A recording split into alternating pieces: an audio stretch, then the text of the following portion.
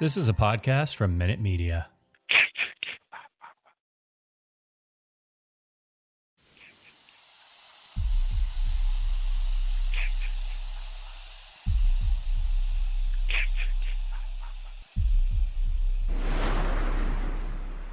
Warning, the following content may contain elements that are not suitable for some audiences. Viewer discretion is advised.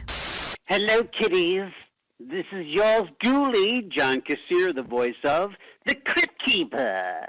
And you're listening to Slasher Radio.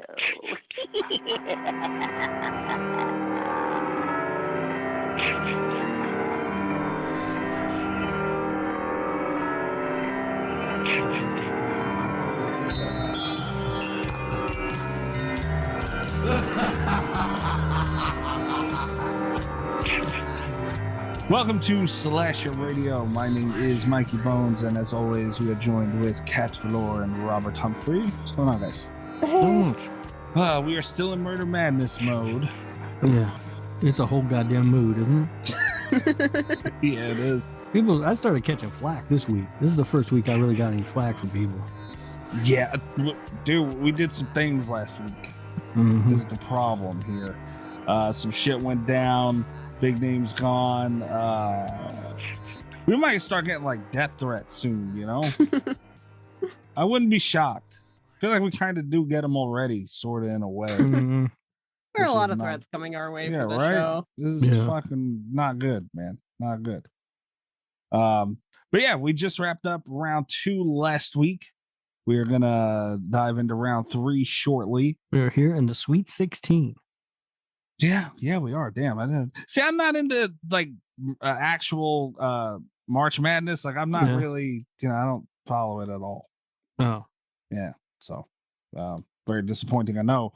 But Rob's just here, like throwing out actual terminology, and you and I are just here, like nodding, like, yeah, Sweet 16. Mm-hmm. Yeah, absolutely.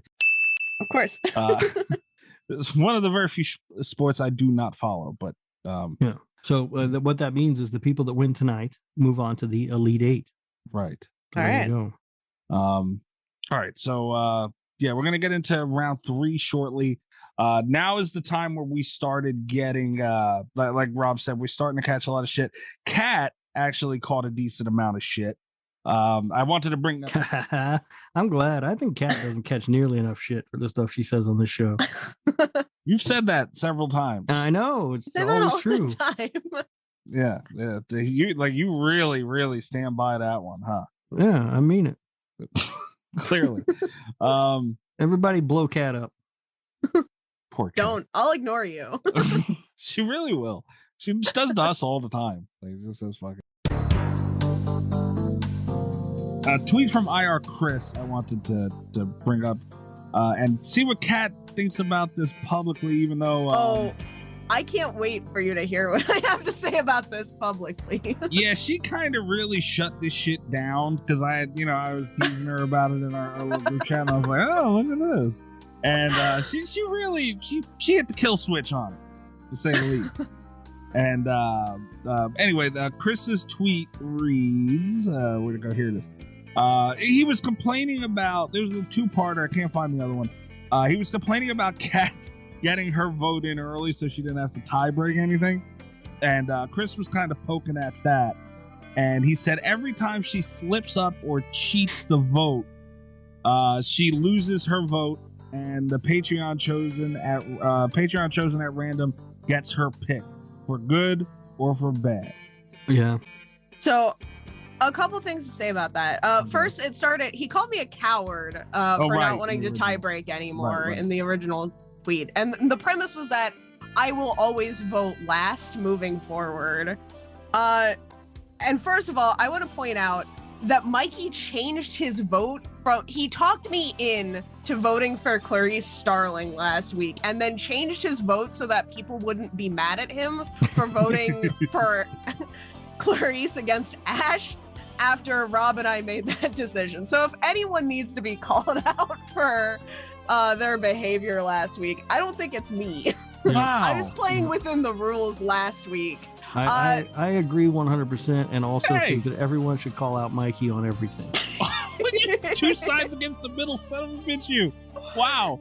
That being said, if you guys want me tie-breaking exclusively, you are going to regret it. Here, listen. Also, just logistically, this doesn't work. This idea of giving the Patreon your pick, that doesn't work. That blows the whole show up. How the hell are we going to do that? That was going to be my final thing is like, I will, and I say this every year because I don't like doing the brackets. I am more than happy to step down during bracket season and let Greg have my place on the show. That ain't going to happen. Not a random patron, Greg. You know what's going to happen? You're going to come back after the brackets are over, Kat, to a show that's hosted by just Greg. By her and Greg. Yeah, it's just going to be you and Greg because I will be out. Could you imagine? Yeah, that's true. First of all, actually, I mean, I believe what I did, because I made the argument, damn it, for a very difficult choice. I used a tiny little clause in what we did. I mean, hey, man, that's where my vote went. The right thing was done. I washed my hands with it, and I found a little loophole. But yeah, Kat's punishment truly is doing the bracket. Yeah. And I will say this: I think you're both cowards. Because I just state my I just go after it, man. I don't give a fuck. I'm not hiding from these people. He's got a point. No, Rob backed down for something recently, and I can't remember. What I backed down on? I might have been convinced to change my vote from one thing to another. That will happen. No, it wasn't on the show. Oh. I don't know, then. Yeah, in real life, I'm a coward. What are you talking about? No, it was on Twitter. He did something where I'll remember it as we go. I'm sure he did something, but yeah, look, all right. If it was on Twitter and it was somebody bitching at me about something, chances are I tried to just pass the buck because I didn't want to deal with it. Yeah, I can't remember what it was right now on top of my head. But damn it, man, I found a loophole, Kat. You can't get mad at me for that. That's innovative. I mean, you know, come on. That's like in basketball when they beam the ball at somebody's ankle when they got them in the corner, it goes out of bounds. Like, oh, well, it went out on you. Huh? But yeah, I mean, we're kind of fucked because if we make Kat just be the tiebreaker, this is going to be a very weird bracket. Yeah. So, I mean, do we really want that, Chris? It's not going to be as much of an issue because we are, as Rob has taught us today, we're in the Sweet 16. I have stronger opinions about these. Nice. Yeah. For the most part, I don't remember all the matchups. I don't have them in front of me right now, but I was looking over them last week, and it's like there are a few that's still like, what, why? Yeah, no, I've really been studying them too. No, you haven't. No, I don't even know. I don't know what any of them are. Are we going to address Greg's tweet? I didn't get around to. Yeah, I guess we might as well. Well, he has a list of complaints. Yeah, I have that one up if you need it. Yeah, I think we all do. He tweeted it, retweeted it, fucking everything. Did my notification 3 times. Yeah. And I told you I jumped on his TikTok earlier because he went live. And he brought it up, and I was like, "Oh yeah, I gotta go. Look at that." Darth Gregor, I believe, right? Yeah. TikTok. Yeah. Very interesting. It's a fun thing. When he does his live stuff, it's a lot of fun. Right. So yeah. Except when you're getting yelled at. Yeah. Except when but to be honest, every time I get on there, he's yelling at me about something. Which is usually good. So I'll admit. Anyway, he thinks that if McCready has a flamethrower, then Cecilia would have the suit, and that she suffered a lot more trauma than Sarah did, and so we should have picked her over Sarah. That's. Didn't I pick her over Sarah? Wait a minute. You might have. I think I did. This isn't a trauma contest, though. You know, like it's not the way it goes. Yeah. I mean. Then Jennifer Aniston would have won because, you know, I can only imagine the trauma being the most beautiful woman alive. Uh-huh. You know? Yeah, and getting mud on your LA gears. Did you imagine? And then he says that Ash had to deal with deadites and Clarice Starling dealt with a human, which is a fair enough point. It's a fair enough point, I think. But I do still think that Clarice would get Ash because Ash would fuck up. It's just that Ash deals with them by failing upwards. Right, which... yeah. And then his last comment is just fucking Laurie Strode overrated. I mean, I can't do anything with that. I mean, there's just it's like he has a mental defect. And you can't help anybody like that. Yeah, Greg, I love you to death, man. You're being a little biased on that one. Look who you're talking to, man. I love Sydney. It's just arguably her franchise might have taken the crown from my top franchise. Which is ridiculous, but okay. I don't know. I'm up in the air still, and you stop it. It's not ridiculous. And I solidly know what my favorite franchise is. No, you don't. But, man, Laurie, look at what Laurie's put in front of us. And the back end of her time with the Halloween franchise, man. I don't think head-to-head Sydney's going to take it. And even, by the way, even with that suit, stupid fucking suit, stab a pen in it, and you're not invisible anymore. It's done. So, yeah. I'd still say you underrate the suit. It's stupid. But I think that the Descent lady is much tougher than the Invisible Man lady. So yes. I can't remember any of their names. The invisible suit is no longer invisible under many circumstances. So, yeah. In fact, in the movie, wasn't it like the first real fight it got into, or second, or something? Like it was just undone. And it's a prototype. Oh, still. Yeah, she stabbed it in the shower thing. It's not going to be upgraded in this. It's still prototype. Suit is awesome. Anyway, yeah, that's Greg. Yeah. Camp Springwood on Twitter at Darth Gregor. TikTok. Yeah, TikTok. Man, like seriously though, kudos to Greg. I hate to give him credit because he's Greg, but like Greg is the last person I'd ever imagine embracing TikTok, let alone being on it. I know. When I heard he was on TikTok, I thought it was a joke. Me too. Like I thought somebody was. I thought you got. I don't remember who told me. I don't remember if it was him or you or somebody told me, and I thought, no, that's the dumbest thing I've ever heard. He ain't on TikTok. But he's working it on there, man. Yeah. He does a good job. It was a great job. Yeah. And it's just very strange. And we were talking before we got on here about you'd catch the Easter egg if you sign up for the Patreon, patreon.com/radio. If you're not a cheap bastard. Yes. Who's not a cheap bastard is Nate. Nate Dogg. Sign back up, back to member of the Patreon. Appreciate all right, Nate. Much. Welcome back. Welcome back. Congratulations on being a winner in life.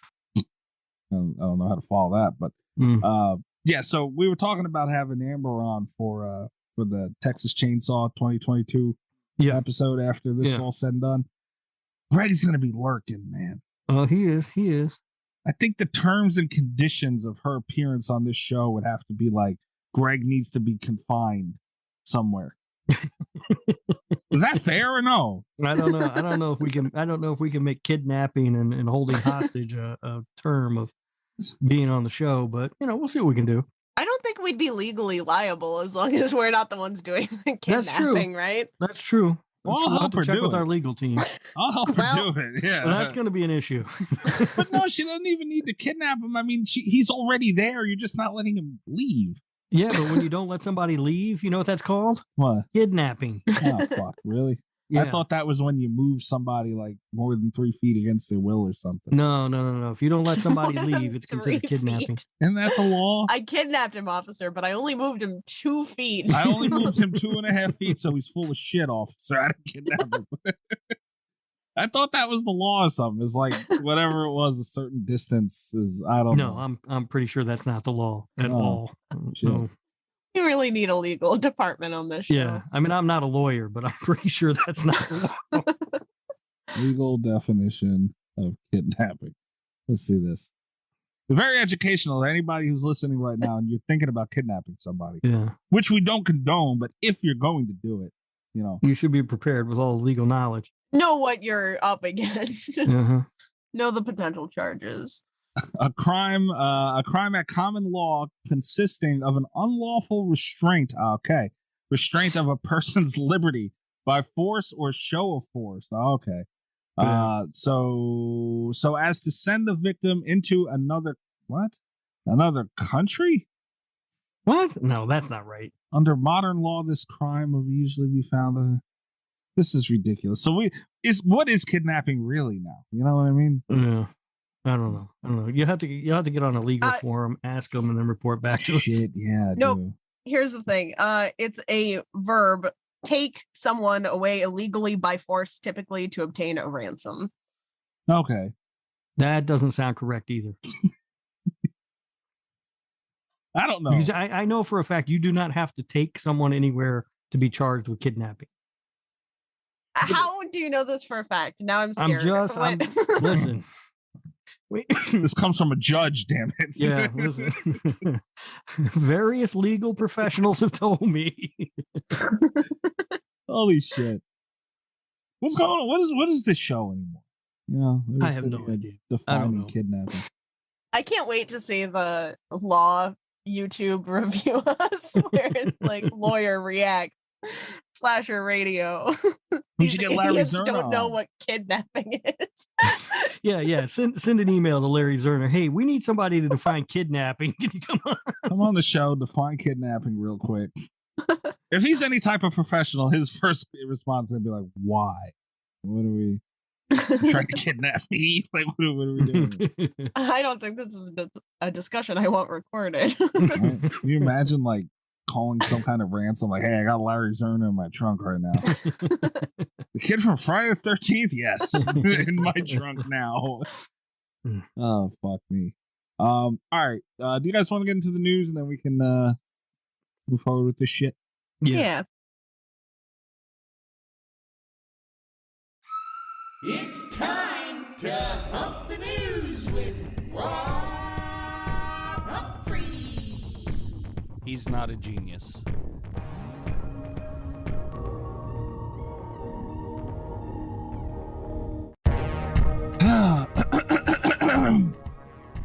Rob Zombie shares new photos of the Munsters reboot cast. Rob. Oh. Yeah.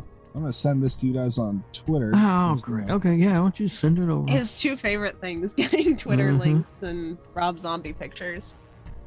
Well, fuck me. I don't even think this damn post works. I don't see. Look, you know, and this is by John Squires. If this doesn't work, John. I see it. You do? Mm-hmm. I'm not talking about the top one. There should be one below. Yeah, I see it. It's from Rob Zombie's Instagram. It don't work for me. Did they block me from me? What the fuck's going on? Bloody disgusting. Blocked specifically their second tier images. Son of a bitch. Did you get blocked from Rob? Did Rob Zombie block you on Instagram? Could you imagine? That'd be heartbreaking. And I'm the one that defends him. Some shit. All right, so I can't see it over here. What do you think, Rob? I mean, all right, so let's see. So the photo is kind of weird because it's like them and they're getting makeup put on or something. But Herman looks good. Okay. The wife looks good. I can't remember, what's her name? Lily or something? Lily, I think, right? Yeah.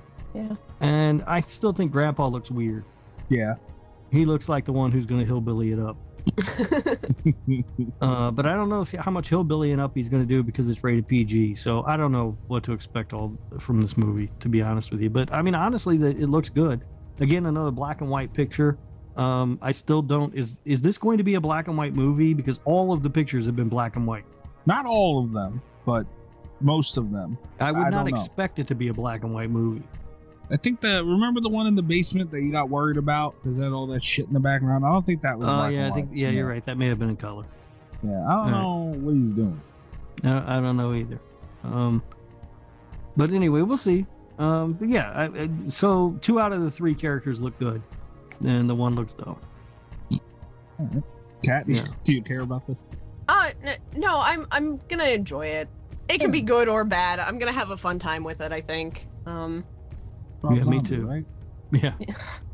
Nothing says good time like Rob Zombie. Rob Zombie.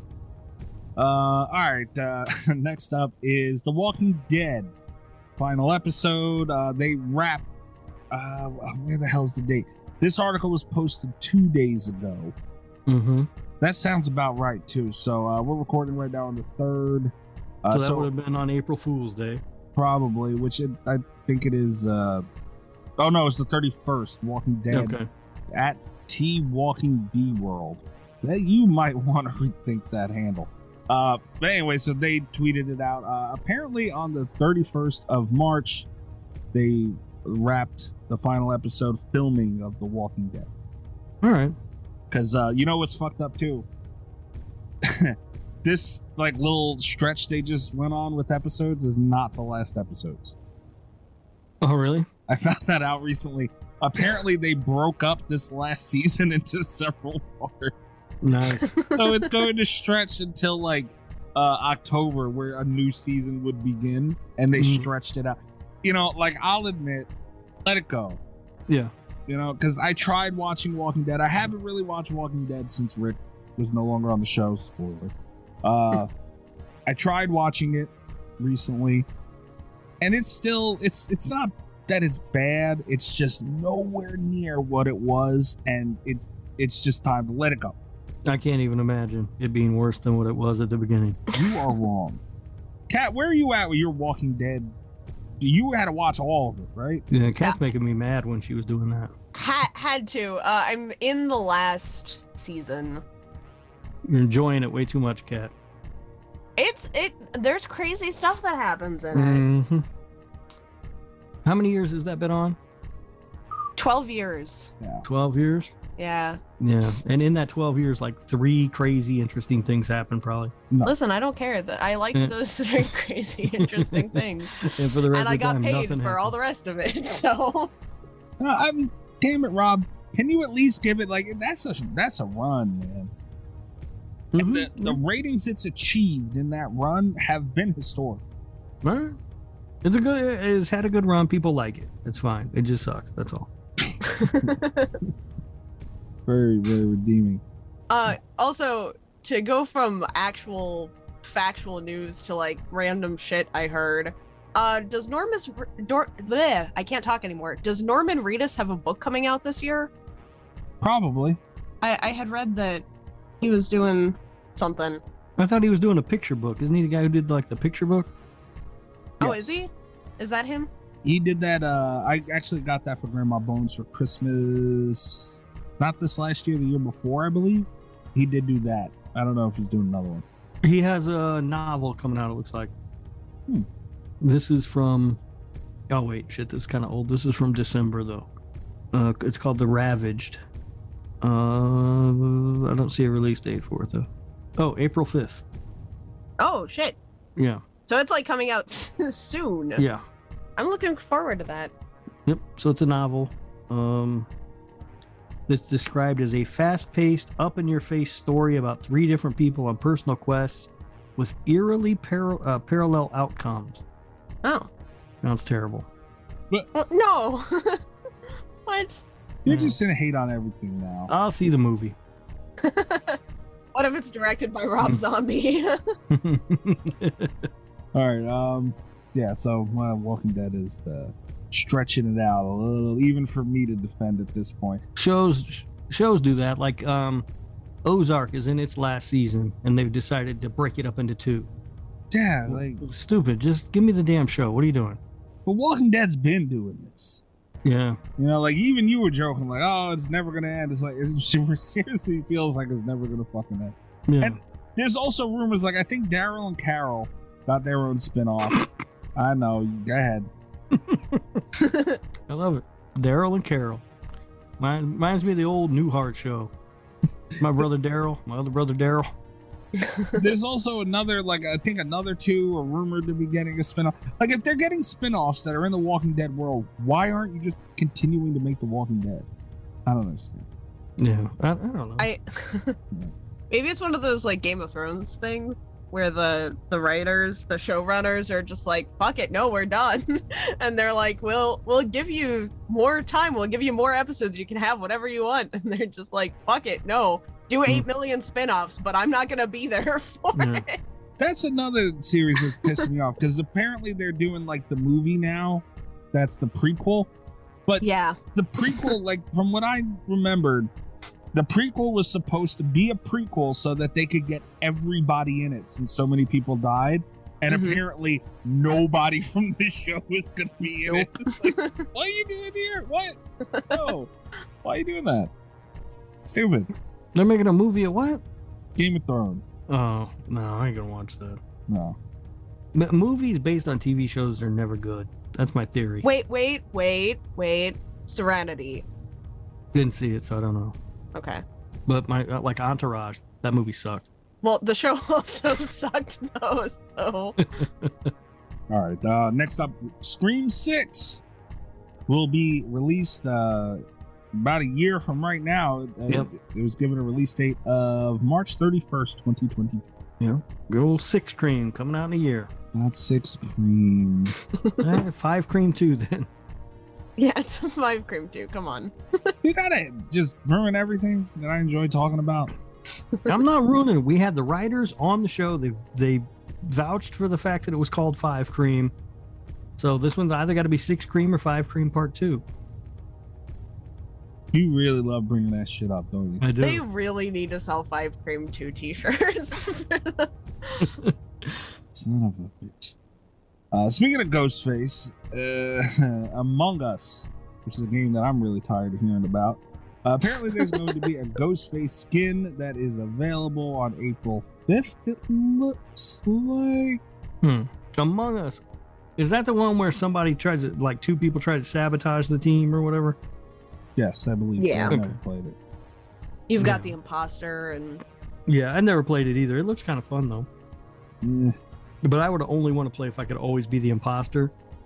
And I think always being the imposter defeats the purpose of playing the game because people aren't supposed to know that you're the imposter. So I could see Rob getting kicked out of round 1 a lot, where everyone's just like, Rob's always the imposter. Yeah. The game would just be kick Rob out. Yeah. And you can't tell me that doesn't sound like a fun game. Yeah, I'll say kick Rob out all day long. Yeah. But yeah, because like you get to kill the other people and stuff. That looks like fun. It looks like March 31st. Another March 31st. March 31st is when this Ghostface thing is happening on Among Us. So if you're 12 years old and you play Among Us, go get you some Ghostface stuff. Sometimes I watch people play Among Us though on Twitch. What's wrong with you? I haven't done it in a long time. I don't know if they're still doing it actually, but a lot of AEW wrestlers would get together and play it together. So that was kind of fun. Out of all the things, Rob, you know, I get on Twitch every now and then, and I stream some high level Friday the 13th gaming, man. Like, sometimes I watch you. It's very rare you'll come across people playing as well as me and let it hang. Sometimes I watch you guys. But there are a handful of things I watch like regularly on Twitch. One of them is the AEW. If they're playing Among Us, then I'll watch that, but they haven't done it in a while. And the other one is there's a drag queen that has a channel where she watches Mexican wrestling, and I love that. Okay. That sounds amazing. Yeah. It's incredible. Yeah. What happened to Marvel? The people that I used to play marbles with, they don't play it anymore. So. Damn. Yeah, they kind of got away from marbles. That roller coaster really came to an end, huh? Mm-hmm. Yeah. Okay. Yeah, Marvel's an awesome game though. All right. The next thing I want to talk about, this is just quick. Are You Afraid of the Dark is getting a new season with a Ghost Island? I don't know what that means. Looks cool. Yeah. I'm not sure what to take away from that, but amazing Canadian television show. Are You Afraid of the Dark? Why do you have to remind me? You know what? Now you gotta look at it. God damn it, man! Stop ruining things. Like, do you just want me to have nothing left? Kind of. I mean, I think ideally. that's his goal. Yeah, I don't know. You know what? I'm gonna look into to see if this one's Canadian. What if this one's Canadian but the original's not? That could be. I hope so. God, I'm gonna look into that tomorrow. Somebody could have just bought the property or whatever. Yeah, moved it to Canada like an asshole. Yeah. Yeah. Gotta look into that. I might get a little bit of my soul back. But I mean, you know, support Are You Afraid of the Dark, whether it's Canadian or not. No. Oh wow. That was cool, right? Yeah. Not bad makeup, but you know, I doubt they're getting a huge budget for this stuff, so it was cool. Next thing up is Screenbox is announced an original documentary for the Pennywise story of It. You guys care? Screenbox still in business? Apparently so. All right. I literally did not know that. Okay. I'm gonna watch this. I mean, depends, I guess. I'll probably watch it. Like, I'm not excited about it, but I will watch it. So it's like the history of the character or whatever? I already history of the know movie, that. I believe. Of the Oh wait, original. which movie? Okay, then yeah, I'll watch it. Yeah, then I might watch that, yeah. Screenbox still has me blocked. I mean, I guess I would have to sign What up for did you do to Screenbox. Screenbox? Look, sometimes you get blocked, Cat. It just happens. I deserved this one, sort of. But they deserved what I did to them. Oh jeez. Yeah, we had a tentative deal with Screenbox a long time ago, and we seen they were doing something else with another podcast, so I might have just went on that, because we had we were getting a promo code and like a whole thing on whatever the fuck, and they wanted us to be exclusive. We had something going on with Shudder at the time. But we're like, okay, that's fair. We can do that. That's what we're looking to do anyway. And then they turn around and they do shit with another podcast, and they're fucking tweeted about a promo code. And this is a podcast that is, kind of stepped on our toes a little bit in the past. So all I did was go on the tweet and say, well, you could do that, or you could use our promo code for Shudder. And wow, I got blocked instantly. So. Imagine that. Yeah, imagine that. Yeah, Screenbox still around. Look at that, and they're making some moves. They got Freddy's Nightmares streaming. Oh. Yeah. But who cares about Freddy's Nightmares? That's the thing. Like, I think the people like it. Not me, but people. They're tricking people. Because they go on there and they can say, oh, Nightmare on Elm Street. It's like, No, I think the people that I know or have seen on Twitter that have been watching are people who watched it when they were kids, and so it's like a nostalgia thing. Yeah. I mean, good for them. I mean, if you get tricked because you think Freddy's Nightmares is a Nightmare on Elm Street thing, then that's on you. Well, they have. It's fair. I mean, on the site I'm on right now, it has that Freddy's Nightmare thing on Screenbox. Yeah. Yeah, they got some stuff on here. Well, I won't be able to really see it because, blocked it all. All right, last thing I wanted to mention. Let me find it. The Crow is apparently coming back. And they cast a Skarsgård. Yeah. Cat, why they do that? I don't know. Because everyone, apparently, like 99% of people will watch anything with a Skarsgård in it, I think. Which Skarsgård? The goofy looking one. Oh, that guy. Okay. I cannot tell the Skarsgårds apart. I feel bad. All right. I mean, whatever. I don't hold a special place for the Crow like a lot of people do. Like, it's fine, but whatever. I mean, they had to cast somebody. They can't bring Brandon Lee back, so. It's just, it's so hard for me to get on board with stuff like this. And I've done it. I've mentioned it with Nightmare on Elm Street, Robert Englund. And I could be wrong for this. I could very well have the wrong outlook on it, but it's hard for me to see a character that had a face and was a person. I just can't get into it when it's somebody else. I can't do it. What if they cast Sting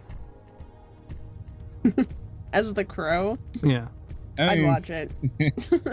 I love Sting, so he got that Crow makeup on. He can pull it off. Yeah, but that's only because of Sting. But anybody else? But see, they're not doing Sting. They're doing and they took somebody who, like, they were a terrible Pennywise. Yeah, but I think with like the Crow, like, he wears makeup and stuff. I don't know. Again, to me, I don't really care. This is not an iconic character or an iconic movie to me. I think it's just fine. It's an iconic character. I will say I was surprised at how much I cared, because if you had asked me a week ago if I would be upset to see a new Crow, I'd be like, nah, it's fine. And then I saw the casting and I was like, I don't like this. Yeah. And haven't they already made sequels? I mean, there have been sequels to The Crow, so other people have played the character. I haven't seen any of them because of this very reason. Well, I haven't seen any of them either because it's not iconic enough for me to go out and watch it. Yeah, I mean, I also yeah. So they made The Crow City of Angels, The Crow Stairway to Heaven, The Crow Salvation, The Crow Wicked Prayer. I mean, they've made plenty of sequels. Yeah, they were all terrible. They had terrible reviews. And The Crow 2037 was a planned sequel written and scheduled to be directed by Rob Zombie. However, it was never made. That's probably the best. Yeah. Wait, hold on. That's probably So, I mean, I'm just saying, it's not as if other people haven't played this character before already. But it was never received well. Like, that's what I mean. Like, it's just there's pretty much a waste of money. You're just assuming they weren't received well. No, they were not received well. Just because you haven't seen them doesn't mean they weren't received well. One of them had Iggy Pop in it, man. What's wrong with Iggy Pop? I don't need him in a fucking major horror movie. The Crow City of Angels has on Rotten Tomatoes an 11%. Oh, wow. Yeah, that's the one with Iggy Pop. Yeah, and Feast 2 is also higher than this movie, so what's that say about it? So, Okay. but I will say this, Iggy Pop is in The Dead Don't Die, and that movie's awesome. That movie is fun. You should have more respect for Iggy Pop, Mikey. Why? Stairway to Heaven's got a 20%. Just because. Yeah. Kirsten Dunst was in The Crow Salvation. Yeah, no. Yeah. It's got 20%. Oh. How much does the original have? Hold on. Because there's one more sequel, Wicked Prayer, which stars Edward Furlong, David Boreanaz, however you say his name, and Tara Reid.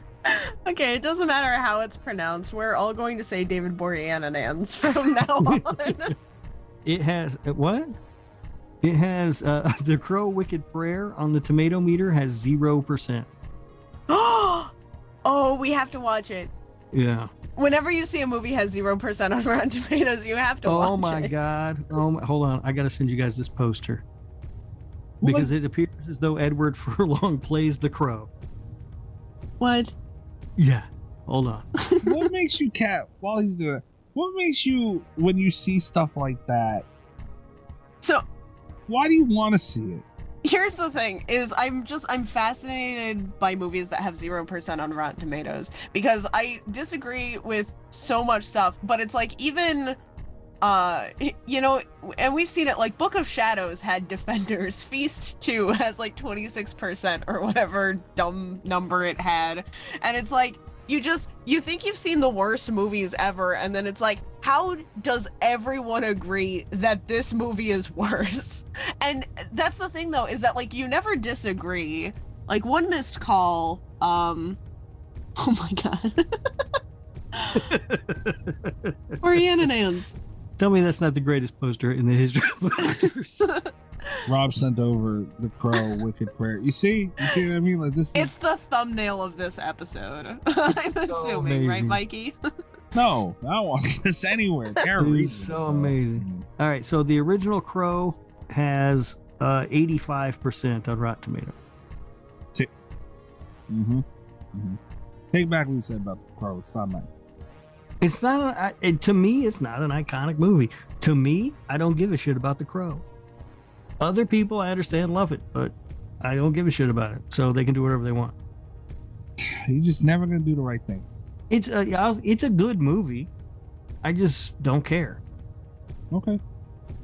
To me, it would be much more fun to watch the one starring Edward Furlong as like an emo, upset little kid with David Boreanaz doing whatever he's doing in that movie. I hate that Cat laughs at this shit. Like, I really truly encourages all this bullshit. I mean, I can see us doing an episode about Wicked Prayer or whatever it's called. Yes. I can't see that. I can't see it at all. Although I think You will. Don't worry. I think that was the latest one to come out, so we're gonna have to do the entire franchise to get to it Of course. because I can't watch them out of Mikey, order. you talked to Rob into watching The Crow. See? It's great. That's a victory for you. Don't focus on the rest of it. I don't want to talk him into watching it. I want to talk him into respecting it. He's going to make fun of it. Take the win. No, this is bad. I don't even know. I'm done. It's a good movie. The Crow's a good movie. To me, whatever. If they want to remake it and they want to put a Sarsgaard in there, fine. Stupid. Can't believe they're doing that. Like, he was a terrible Pennywise in a remake. You're gonna do it again. He wasn't a terrible Pennywise. Awful. Well, to be fair, I'm sure he did what they wanted him to do perfectly. Yeah, I blame the director more than anything. Yeah, I'll still say it. Chapter 1 I thought was good. It wasn't. Yeah. Chapter 2 is terrible, but Chapter 1 was good.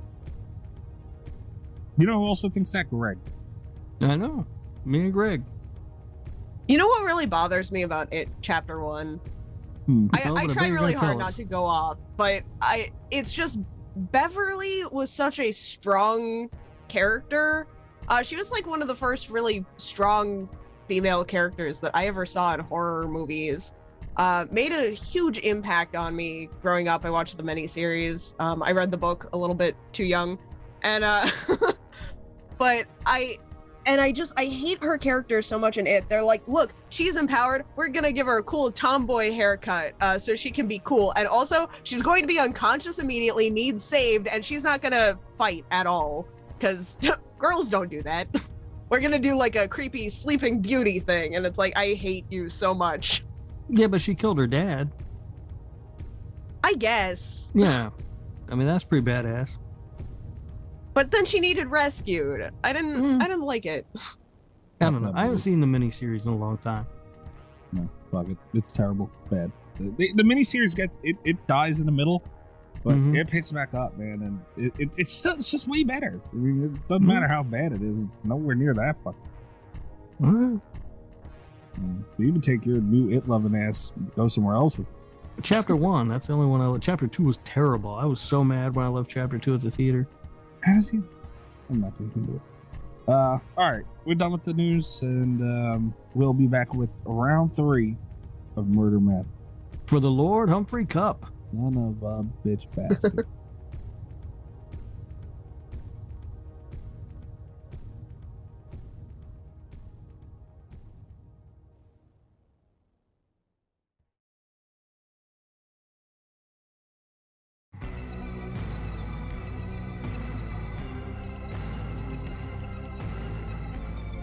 You know it's not the Lord Humphrey Cup, right? I think it is. Oh, it is. Yep. Pretty sure it is. No, I mean, like, I think we... I'm pretty sure that's what we awarded last year. No! Yep. See, by encouraging this, you encourage this other bullshit. Casey's got my back on this, too. Yeah, Chase. No. Chase, whatever. What I say, Casey, whatever. It's all the same thing. All right. Such a dumb ass. I can't stop looking at this Crow poster. Dumb. So stupid. It looks like a Cure album cover or something. Oh, don't insult the Cure like that. Why did I bring up the Crow? Also, too, by the way, real quick, we gotta stop talking about the Crow, but real quick, Wes from Gun Media was he had the idea for a Crow video game. Would have been one player too. So you guys would have enjoyed it. And he was giving he was tweeting about his updates throughout the process. He wanted to pull back the curtain to show people what it's like to go through getting intellectual property, making a game, all that shit. Turns out it got stopped in the mud because the owner, whoever owns the IP for the Crow, wanted like triple what it was worth. Oh, wow. For the Crow. I told you, they think it's iconic. It's not. But all you people have built it up, so now they think they own something worth 3 times more than it's worth. No. It just means that they think that. I think it could be iconic and not worth triple what it's worth at the same time. No. just no. Yeah. But anyway, so yeah, after those shitholes that they put out for remakes, that's what they're doing. So yeah. I think it would have did them. And that's the thing. Was the video game going to be the Brandon Lee Crow, or was it going to be the Edward Furlong Crow? Brandon Lee. Dude, Gun is franchise first. Come on now. Edward Furlong is my Crow. I'm gonna have to bleep. Are we gonna get sued if we make T-shirts? for different crows. Edward Furlong is my crow. Cat is digging into Sponsored by this. Slasher Radio. That would be the best merch. We'd never be able to do it because they'd want 3 times what it was Yeah, that's fucking right. worth. So, oh, Jesus Christ. Yeah, but what's a t-shirt like that worth? Like $1? We can pay $3 for this. Yeah. And seriously, if you're listening to this and you haven't Googled this poster for the Crow Wicked Prayer, Get do on yourself it. a favor. Seriously, I'm sure Rob will be tweeting it sooner than later. So this is something real special. I hate that Tara Reid's on it. Wearing that stupid thing on her face. What is that? I don't know. Like some sort of weird headdress or something? Yeah, I guess. You got that on. You got Edward Furlong there looking like Robert Smith. And then David Boreanaz just looking like himself. That's my favorite part of the poster. I'm glad you brought it up because everyone looks so weird, and then it's just David Boreanaz Yeah. hanging out in the back looking like a dude. Yeah. Jeremy Melton himself. You want to talk about a horror icon? Jeremy Melton. Yeah. And not bringing back Valentine to make anything? They should. I saw so much love for Valentine this year. So, yeah, it's one of those movies that it sucks that people are trying to convince themselves are good. We're done talking about the Crow and Jeremy Melton now. I guess. I guess. I mean, if we have to be. If we must Yeah. be. Unfortunately, Jeremy Melton's somewhat relevant. He was in this damn bracket. Yep. All right.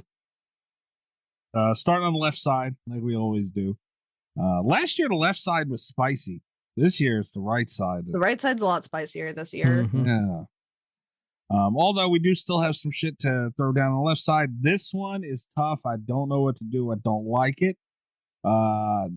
It's Aaron from Texas Chainsaw 2003 versus Kirsty from Hellraiser. So you know what to do. You just are distracted by the wife beater. I Right. feel like we're all distracted by it. Yeah, I mean, in fairness, I that's mean- pretty Yeah. distracting. To be fair. Yeah. Do we Um, really though? I mean, like, is it that clear cut? Yeah. Rob? I feel like it is. I'll listen to a case if anyone can make a case for Aaron, but I feel like Kirsty's got this. I don't know. Kirsty's pretty tough. Yeah, You'd be no. Pinhead, dude. I was kind of hoping that Rob would have something. They fucking I got nothing. yeah, all this stupid shit to defend everybody else. This nothing for the wife beater. Yeah, the wife beater sort of. I didn't think it needed defending, to be honest with you. And here we are. Look at Yeah, that. some things are beyond reproach, but you're right. I mean, some things just bring us all together, and that wife beater brings everybody together. Including them. Never mind. Yeah. Yeah, I guess. Damn, man. I'm not gonna be able to talk about the wife beater. Yeah, that's all right though. I'm gonna vote for Aaron though. Okay, of course you are. Yeah. Coward. No, it's not even for that. It's just because I can't bring myself to vote against it. All right. Aaron moves on. I'm sorry. Kirsty. You see, my heart, man. I can't do it. Kirsty moves on. Son of a bitch. All right. We have another Aaron, though. So she's not gone forever, technically. We have Aaron from You're Next going up against Alice Johnson from A Nightmare on Elm Street Part 4. This is an interesting one because Alice Johnson does have the she's got the She got that absorbent powers thing. the supernatural advantage. I hate that thing. That's the But- dumbest aspect of this character, and it doesn't really play into the story all that much, and it's kind of really stupid. But she does have it. She does have it, What's that? but I think Aaron's a lot better at using the skills that she that's the thing. Alice has more skills, but Aaron is better at using her skill set. Yeah. Like Alice is prone to forgetting the magic that she's absorbed. Cough, Mhm. cough, dream child. And She did okay, not do any kung fu in Dream Child. I just want to point which is out. really a disappointment because the kung fu really was the highlight of Dream Master. It kind of was. Yeah, but does her kung fu absorption help her against Aaron? I don't know if it does. Doesn't Aaron use like It's been a while since I've seen You're Next. I actually was going to rewatch it, but I'm waiting for it to win the Patreon poll. Yeah. Any day now. Yeah. And so I don't really remember it all that well. Doesn't she use like a bow and arrow or a crossbow or some shit? She pretty much she doesn't have that at the beginning. Mm-hmm. She takes that from the killers. So she doesn't have like a standard weapon that she uses. She's just very resourceful. All right. Well, if she had that, there ain't no magical power kung fu shit that Aaron has absorbed that's going to stop that bolt from going right in her forehead. I think that's a point. I think because Alice, kung fu aside, a lot of her strengths are in the dream world, and that's not where they're going to be. Right. And also, if we're assuming that Alice has these powers that she has absorbed throughout the movie, then we should also assume that Aaron has the weapons that she has collected through her movie. Yeah. It would only make sense. I think I've got to go with Aaron. I'm also going Aaron, Mikey. The hell are you saying my name for? It don't matter now. I know, but you got to vote. You can't just not vote. Yeah, I mean, I can't really argue it. Yeah, I damn it. Yeah. I mean, if you have an argument, I'd be interested to see, because it's like she does have supernatural powers, which can be tough to beat. But I think if anyone could, I do think it would be Aaron. That's the thing. It's like the argument is she has supernatural powers, but that's all we can really say about them. Because she's not good at using them consistently. She's not. Like, the movie adds that in, but then it kind of doesn't really. I don't know. The rules. I think around they forgot it was a plot point for Dream Child. Yeah, it's just, I don't know. It's very strange. Yeah. That's what I mean. Like this, I can't really think of a great argument for it. I like Alice better than Aaron as far as characters in the movie, and that's not by much or anything. It's mostly probably because of the movie itself. But I just can't think of anything to really fight that. Yeah, I'm not sure which one I like, but which one has crazier eyes? You found a trunk one day, no pants. Probably Aaron, right? For the crazier eyes. I don't know. I'm looking them up now. Okay. Well, you know what? Let's get to the bottom of this one. Who gotta have the verdict on this, don't we? Oh, Aaron's strong. Aaron got strong, crazy eyes. Who was that actress?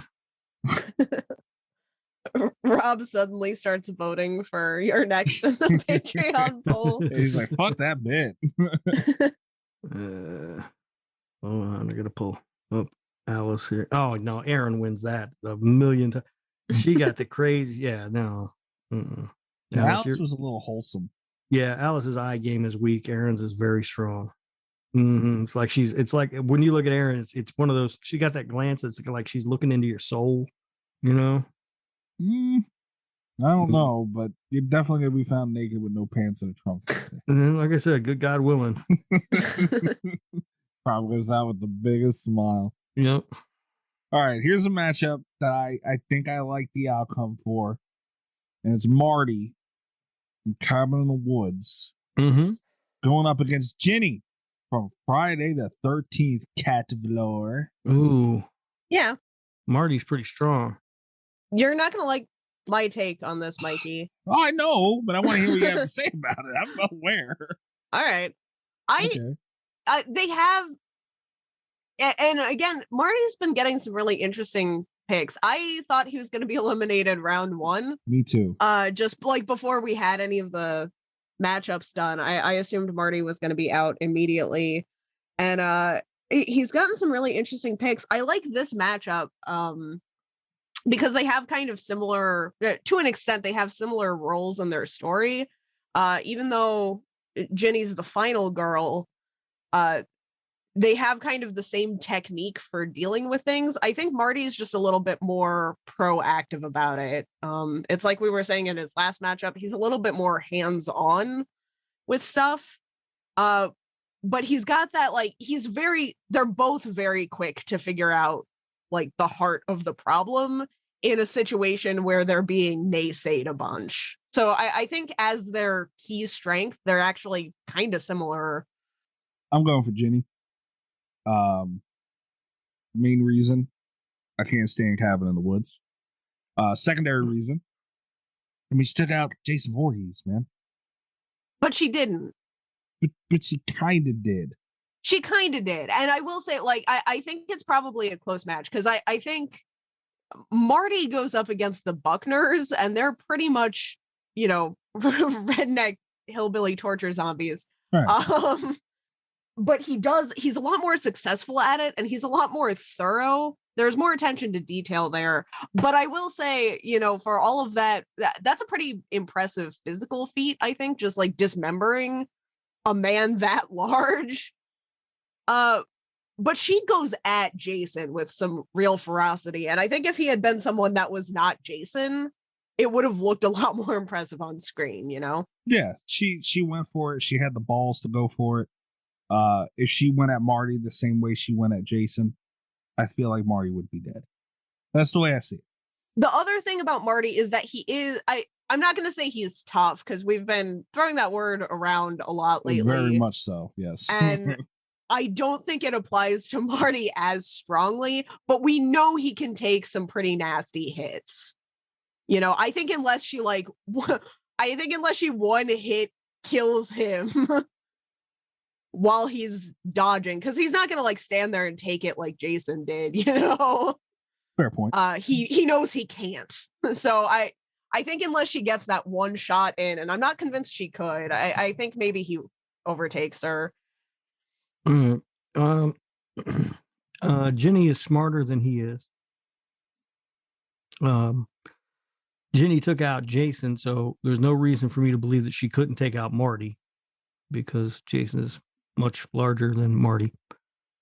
And Marty's reflexes are a little slow because he's a stoner. My vote goes for Jenny. I'm not mad about it.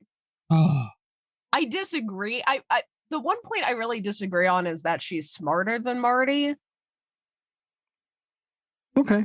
But I mean, I see your point. I agree to disagree on that. I don't even know how to argue it. I just think she's smarter than he is. I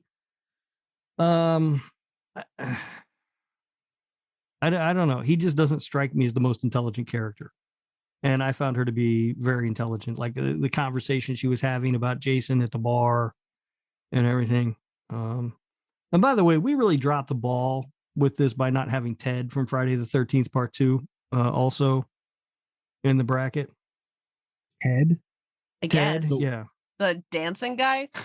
Ted, the one who survives by simply not going Oh. back to the camp. He decides Ted, to stay at the yeah. bar and party and never goes back to the camp and survives. He wins every fight by not showing up to it. Yeah. You Yeah. can't lose if you don't show up. Exactly. Oh, That guy shit. would be a tough out. You can't find him. Yeah. Yeah. But no, I don't know. There's something about Jenny. I love Jenny. She might be my favorite final girl of all the Friday the 13th movies. She's mine for sure. Yeah, I find her to be really intelligent. And while I like Marty, I think Marty's a good character. There's nothing about him that strikes me as particularly intelligent. Like he's not like, I don't think he's a dummy, but I just don't think he's, of above average intelligence in any way. I can't stand him because of the movies. Then that's how I feel about it. See, and maybe this is just because the actor, I know the actor from something where he was playing like a closet mad scientist man. But from Marty, I just got like, especially because he hotwires the elevator from the grave before he knows what it is. I always just kind of read him as like a low key genius. He's like a dude who knows how to steal a car. Yeah. You know how impressive they are. I'm just mad as hell he got out of round 1, let alone round 2. And here we are. I still have to talk about this goddamn movie. It's like, Let's talk about Marty just a little bit more. Let's revisit Dana. No. Mike, what did you like about Cabin in the Woods best? Nothing. I liked when it ended. You were so wrong about that movie, Mikey. We'll get into it one day. One fateful day. I mean, I think Jenny wins this fight, but I do like Marty and I do like that movie a lot. So movie sucked. All right. You have the worst taste and everything. Just saying. You're like, oh, The Crow is a classic, but Cabin in the Woods is terrible. All right. Oh, it's a classic. Cabin in the Woods. It's biting off of a classic. We're not getting into it now. Here's a matchup I don't like, and this is going to wrap up the left side of the bracket. RJ McCready, The Thing. Mm-hmm. It's a front runner in this whole thing. Versus Nancy from A Nightmare on Elm Street. All right. Nancy's smarter. Mm-hmm. And she gets stuff done. You know, she booby traps that house and everything. In like 10 minutes. She sets an alarm for 10 minutes and then just for the first time booby traps that house. Yeah, but I mean, that to me, the 10-minute thing is sort of like when they're on that bridge eating hamburgers with palm trees in the background and they're supposed to be in Ohio. I mean, I think that's just flawed movie logic more than anything else. So I will give her that. She's smarter. I think McCready is much tougher. McCready also has flamethrower, and McCready's awesome. So I'm voting for McCready. You guys can fight it out or whatever you're going to do. Nothing. We're going to do nothing. Interesting choice. I like this one. I'm just kind of trying to work through it in my brain.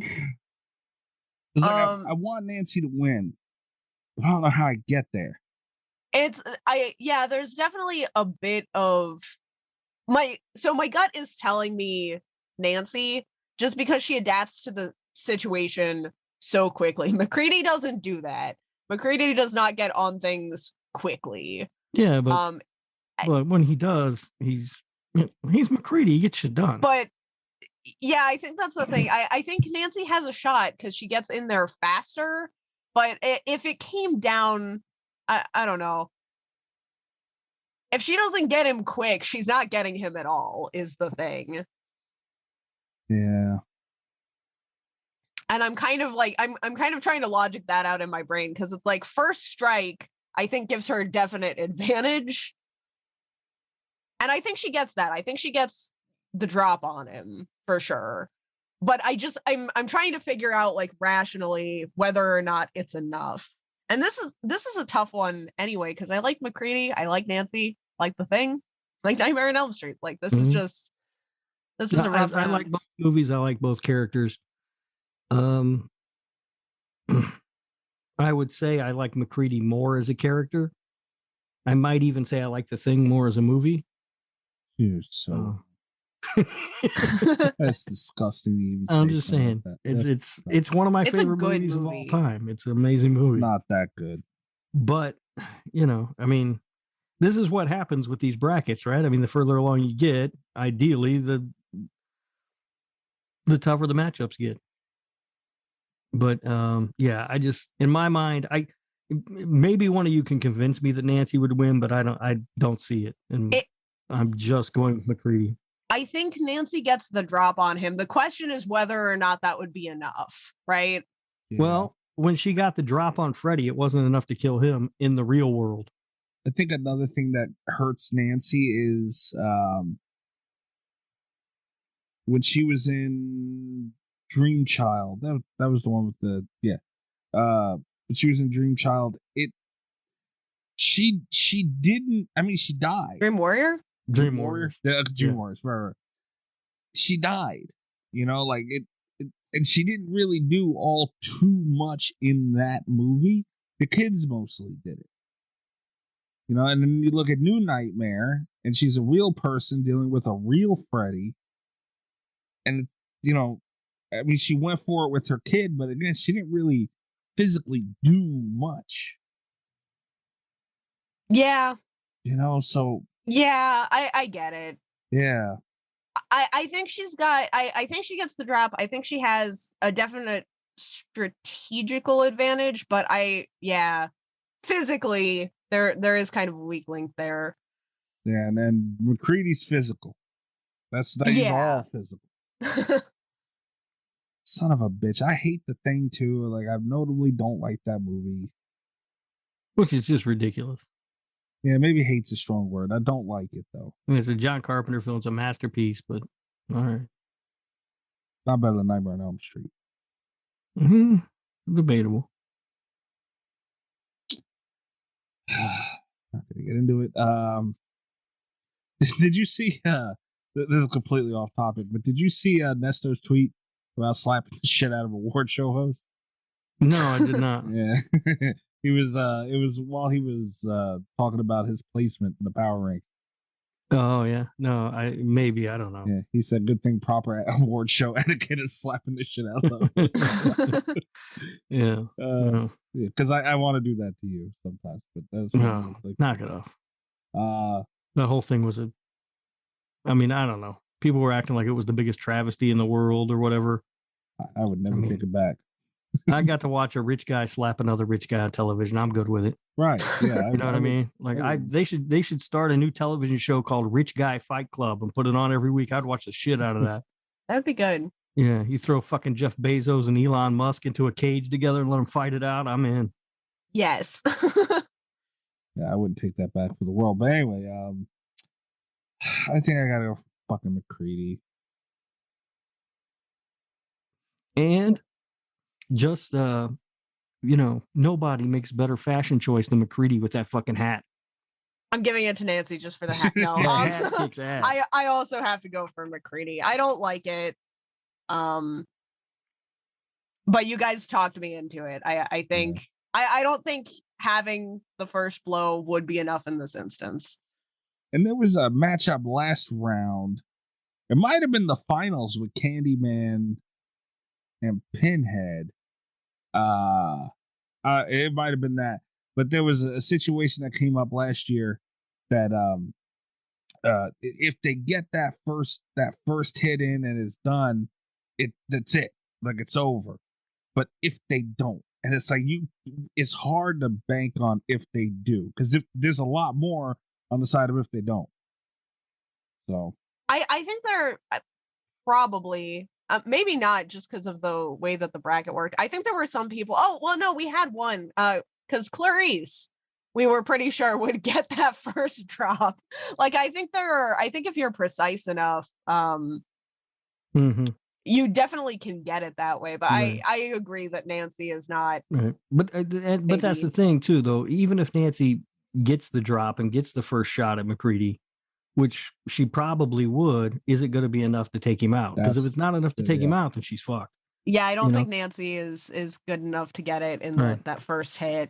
It's that old saying, if you come for the king, don't miss, right? Yes. Right. Yes. All right. Well, that's a tragic ending to the left side of the bracket. Robert, and that's why I'd like to say to Nesto, too. You come for the king, don't miss, buddy. Wow. I love that tweet, by the way. I retweeted it and all. That was great. I can't wait to the next Power Rankings. We should do it like live somewhere. Anybody just come up slap the shit out of you. That's how you can fund the Joe Bob experience. Oh, Rob, yes. Someone's gonna slap the shit out of you. A bunch. Yeah. You guys are terrible. What? I'm trying to help. I'm a problem solver. People don't want to slap me. People love me. Well, I'd pay to go 5 times. I'm just gonna leave it at that. You guys who don't know what we're talking about, check out the Patreon, the Easter egg. Yeah. Moving on to the right side of this bracket. I don't like this woman. All right. This woman has caused me problems. You haven't even watched the movie yet. That's an update. No, I have not watched the movie yet, but I did look into and I did look on YouTube and see some clips. This chick don't fuck around. No. So, I'm not saying it's wrong. Decisions made. I just don't like her. Who is it? I don't even know who Jennifer we're talking about. Revenge. Oh. Took out last round. She took out Tara from Terrifier. Yeah, gunshot victim. Yeah. And first round, she took out my beloved Jennifer Aniston. Yeah. Never forgive her for that. So Jennifer. So basically, she got a bye in the first round, and then had to fight a gunshot victim Gimp in the second round. Did you say Gimp? Yeah. He wow. Did. Motherfucker.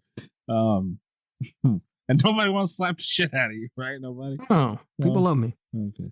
All right. So Jennifer from Revenge going up against Sarah from The Descent. Ooh. This would be a fight. It's a little tougher for Jennifer. Yeah. I don't think it's that much tougher, to be honest. No, it's tougher than fucking. Oh, well, okay, then. Fucking, I mean, it's not tougher than. I would argue that this is tougher than Rachel. Leave my queen alone, goddammit.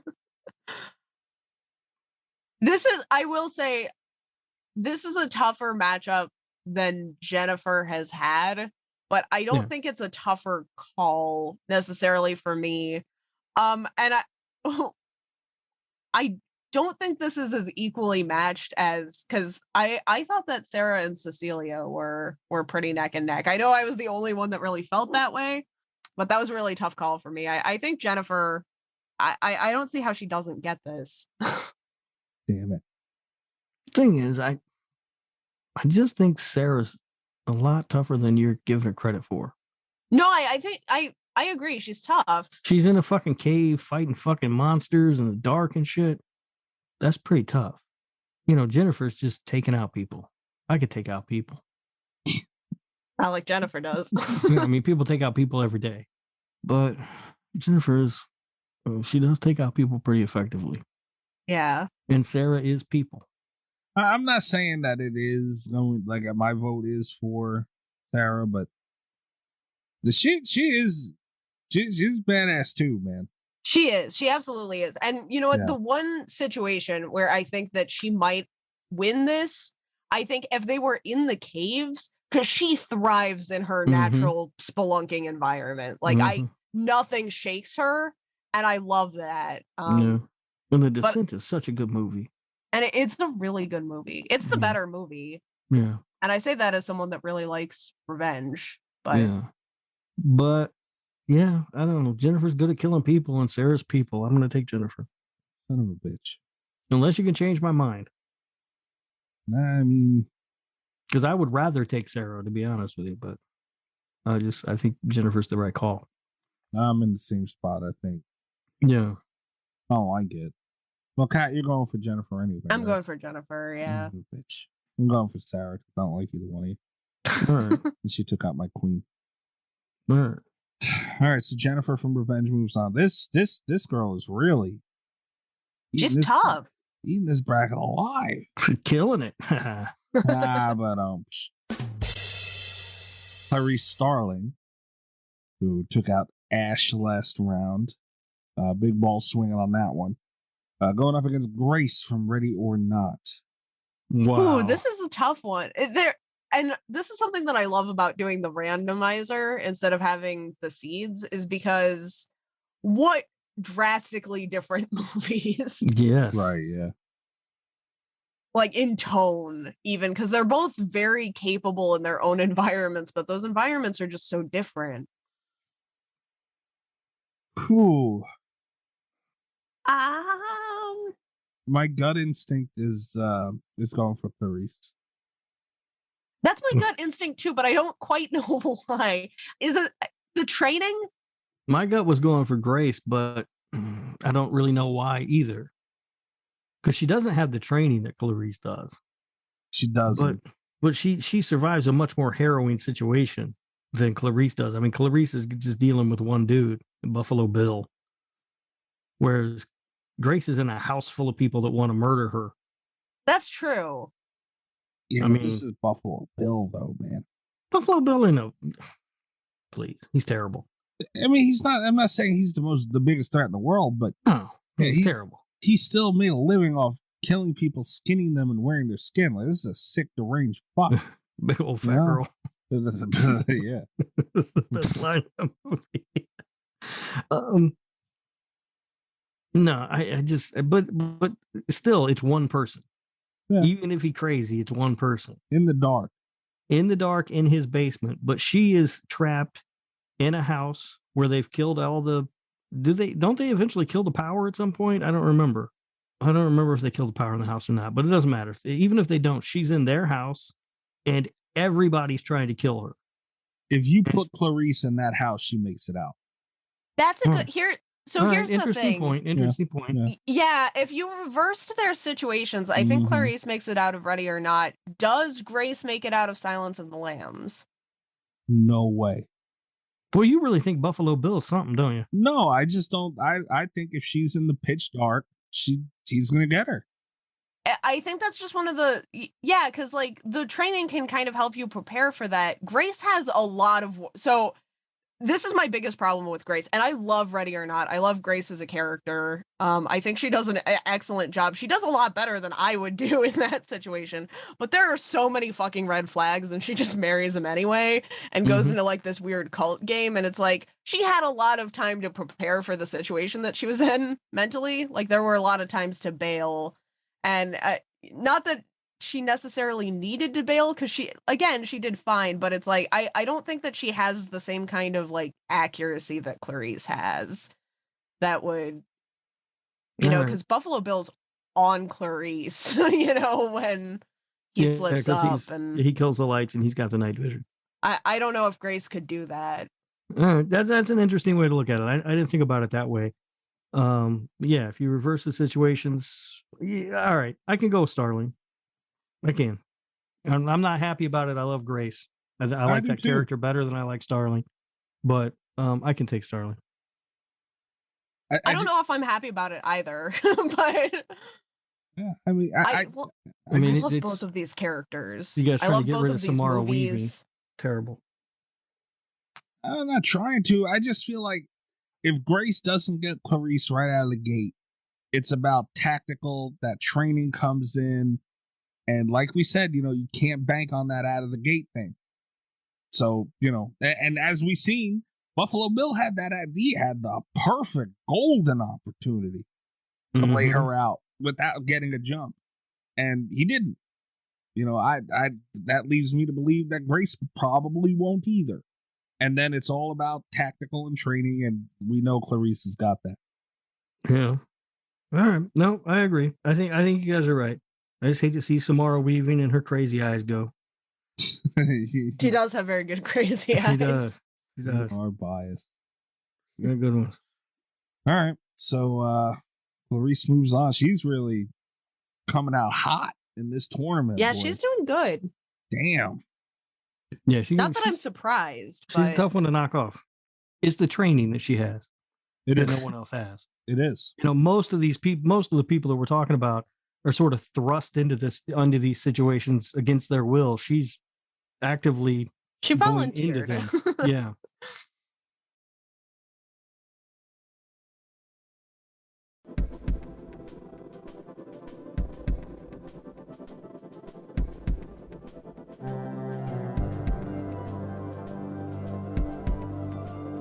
All right, this is a fucked up matchup right here.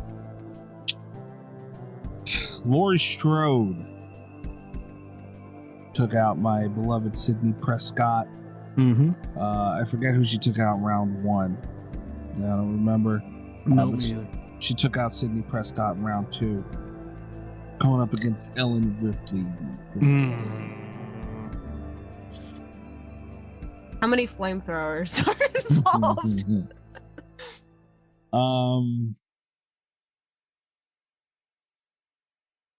Son of a bitch. So, hot take. If we go through the process for the last one, does Laurie Strode survive Alien? No. Because I'm pretty sure Ellen Ripley survives Halloween, right? Listen, Kat. All right. What? The clear answer here is Ellen Ripley. I'm trying to think of a way to make it Laurie Strode. All right. Okay, sorry. Everyone knows the clear answer is Ellen Ripley. We all know it. We're all thinking it.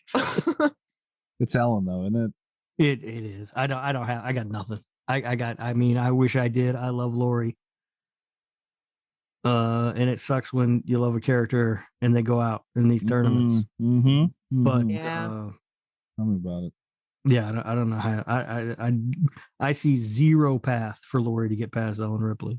Any Laurie. Yeah. Character. That's usually the defense I go to is like, well, 2018 Laurie, but that's the thing. 2018 Laurie might have a slim chance, but she would be the underdog in that fight. Yeah, it's still not a very good chance. But it would be a fight. 2018 Laurie was packing heat, though. Yeah. A lot of heat. Flamethrower heat? No, not flamethrower heat. But flamethrower is only good to a certain distance. Now, flamethrower don't mean shit. So I'm saying, like, there is a small argument to be made, but even then, I think it gets chopped off because, like, Ellen, she's kind of militant, like a Clarice Starling, you know, where, like, Lori's just going off emotion and evil dies tonight and all that shit. And I think Ellen's just cool, calm, and collective and gets it done. Yeah, but what if Lori shoots Ellen in the hand that she's holding the flamethrower with? She drops the flamethrower. Lori runs up and stabs her in the neck with a knitting needle like she did Michael, and then flamethrowers her to death. I mean, I can see it, man. I can see it. I can see. Like I said, she's got a lot of fucking heat. She's not just young Lori running around with a knife. She's got a fucking basement full of artillery. Right. And we see her shooting those dummies. She's a dead eye shot. She could shoot her right in that hand. That flamethrower drops, knitting needle to the neck like she did Michael. Yeah. Flamethrower, barbecue. So you're taking 2018 Lori and OG Lori, mixing them together. Yep. The skills that she picked up the first time versus what she's acquired over the years. That's a Lori that can survive Alien. Yep. So you just threw together an ultimate Laurie Strode. Mm-hmm. And she beats Ellen Ripley. I think Lori moves on. Yep. Cat. I mean, you made a case. Hands down. Greg's gonna lose his mind. Fuck you, Greg. April Fool's, buddy. Yeah. I was having the hardest time not laughing. Yeah. I was wondering how long we were gonna go with it. All right, so Ellen wins. We all agree, right? Yeah. I hate it, but Ellen Ripley moves on.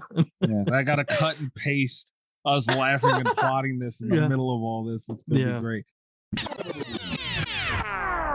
Everyone knows the clear answer is Ellen Ripley. We all know it. We're all thinking it. Well, while you're doing that, Rob, while you're thinking of that, let me just throw this out there. If we want Greg to lose his fucking mind, I'm voting for Lori. Yeah. Could you imagine the fucking shitstorm we would get if we did this right now? It honestly might be worth filming, or like recording a second take of this where we just let Laurie Strode win the whole bracket. That'd be an awesome April Fool's joke. Yeah. You know what? We should record a version where we pick Lori, like legitimately, like go through it a little bit and pick Lori, and then play this after as a fuck you to Greg and an April Fool's joke. No.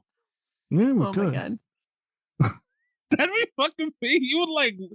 I could picture him like stopping it mid-episode, tweeting us, and then listening to the rest. And yeah, that's the thing is we would get a lot of shit on Twitter before Greg was even done with the episode. I think that'd be funny. Oh, man. It's Ellen though, isn't it? It is. I got nothing. I wish I did. I love Lori. And it sucks when you love a character and they go out in these tournaments. But yeah, tell me about it. Yeah, I don't know how. I see zero path for Lori to get past Ellen Ripley. Any Lori, yeah. Character. That's usually the defense I go to is like, well, 2018 Lori, but that's the thing. 2018 Lori might have a slim chance, but she would be the underdog in that fight. Yeah, it's still not a very good chance. But it would be a fight. I'll tell you what. 2018 Lori was packing heat though. Flamethrower heat? A lot of heat. No, not flamethrower heat. But flamethrower is only good to a certain distance. Now, flamethrower don't mean shit. So I'm saying, like, there is a small argument to be made, but even then, I think it gets chopped off because, like, Ellen, she's kind of militant, like a Clarice Starling, you know, where, like Lori's just going off emotion and evil dies tonight and all that shit. And I think Ellen's just cool, calm, and collected and gets it done. What if Lori shoots Ellen in the hand that she's holding the flamethrower with? She drops the flamethrower. Lori runs up and stabs her in the neck with a knitting needle like she did Michael, and then flamethrowers her to death. I don't see that exact path happening. But all right, you guys, what are you doing, you dumbass? You're all supposed to agree with me, so then Greg will get pissed off. Oh, and then we can do the real thing. But all right, that's fine. Oh no, yeah, no, of course. no, that's good. I mean, I can see it, man. I can see it. I can see. Like I said, she's got a lot of fucking heat. She's not just young Lori running around with a knife. She's got a fucking basement full of artillery. Right. And we see her shooting those dummies. She's a dead eye shot. She could shoot her right in that hand. That flamethrower drops, knitting needle to the neck like she did Michael.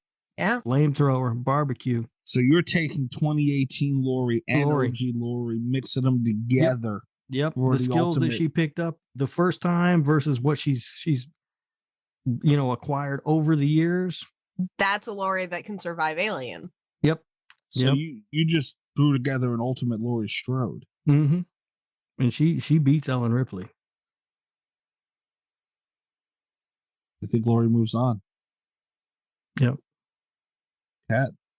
I mean, you made a case. Hands down. Greg's gonna lose his mind. Fuck you, Greg. April Fool's, buddy. Yeah, I was having the hardest time not laughing. Yeah. I was wondering how long we were gonna go with it. All right, so Ellen wins. We all agree, right? Yeah. I hate it, but Ellen Ripley moves on. Yeah. I gotta cut and paste us laughing and plotting this in the middle of all this. It's gonna be great. But you know what? Like, as much as we say, Greg's. I really hope he tweets us before he hears this part. It'd be fucking great. It'd be fantastic. It would. April Fools all around. But I'll be honest with you though, I don't think it's as clear cut for Ripley. Like, taking into consideration, in all seriousness, that basement in 2018, man, Lori was ready for war. There was. She was. There was a problem with the basement in 2018, though. What? And that's that Michael survived, and that was supposed to be the ultimate trap for him, and he still managed to get out of there. Oh yeah, yeah. So you know what I mean? I kind of like, all right, well, your dumbass put a fireproof door in the basement when your plan was to set everything on fire. That is the dumbest shit ever. Yeah. So that kind of, you just can't make that kind of mistake when you're fucking around with Ellen Ripley. No. And like I said, but she's so militant. Yeah. Damn, man. Well, you know what? Serves Lori's right for what she did to fucking Sydney last round. That's what she got. Well, I don't care for that attitude, but all right. Just saying. Sydney would have taken out Ellen Ripley. Greg loses his mind on that one too. Okay, guys. We're up to the last matchup of the round. Wow, this is fast. Mm-hmm. This is Dr. Chalice. God damn it. The mustache. Jesse from Wrong Turn. All right. Here's how I see this playing out. Jesse, she's pretty good at fighting dumb inbred hicks, right? But she hasn't really come across an opponent like Dr. Chalice. When he walks in there all smooth and cool and looking good, and he's got a nice, refreshing six-pack with him, because he's going to have a six-pack with him. And he's smart. He's a doctor and everything. She already fell for that one guy who was going to be a doctor before he got killed by the hillbillies. So she's going to see a little bit of that guy in Dr. Chalice. She's going to be seduced. That's when Chalice gets her, man. How did this son of a bitch get to what's going to be round 4? Because he's incredible. That's why. Here's an idea, though. Because she's a little bit murdery. What if she seduces him and kills him in his sleep? He thinks like, oh, look, another pretty lady. And she's like, oh, a doctor, you say? Stab, stab, stab, stab, stab. No. See, here's the problem that you got with that theory, all right? That assumes that he's going to sleep with her and stick around. That's not Chalice's style, huh? There's no way. Stayed in the motel. Yeah, but that's because he was there to thwart to stop the plot that was going on that was afoot. He had a mission there. And this one, there's no mission. Maybe some missionary, you know what I'm saying? I hate him so fucking. Oh, she's gonna get she's been seeing like a bunch of 3-finger looking motherfuckers running around, these deformed dudes, and then Chalice rolls up with that mustache. Are you kidding me? She's gonna melt. She's not even gonna have time to think about it. To seducing him, she's already gonna be seduced. I hate it. I hate it. I don't like any of it. He's gonna be like, "Oh, you've been running around the woods with those dudes. Look, I got some refreshing beers right here." Here's the case that I'll make with Dr. Chalice, because your plan for him to win all of these has just been to seduce the women. I think she's the first woman that might actually turn it around on him. I never bought that Gail was going to be seduced. I know Maddie is not the kind of character who would do that. Like, she'd be all for the kill. I don't know if that's the case here. All right. I think maybe Eliza Dushku turns it around on him. All right, so let's look at this then. Eliza Dushku has killed survived 3 of them, right? Inbred hillbillies that are, Yeah, I think there were 3 in the first one. Yeah, they're like dumb and everything. And Dr. Chalice defeated a wizard, or warlock rather, who's in theory been around for centuries and is a smart businessman who's built a factory and an empire off just selling Halloween masks, seemingly, which is an insane way to get rich because you're only selling shit once a year. And built a robot army and harnessed the magic of Stonehenge. And Dr. Chalice defeated him. I mean, I feel like that's a tougher opponent to beat than 3 hillbillies. Maybe.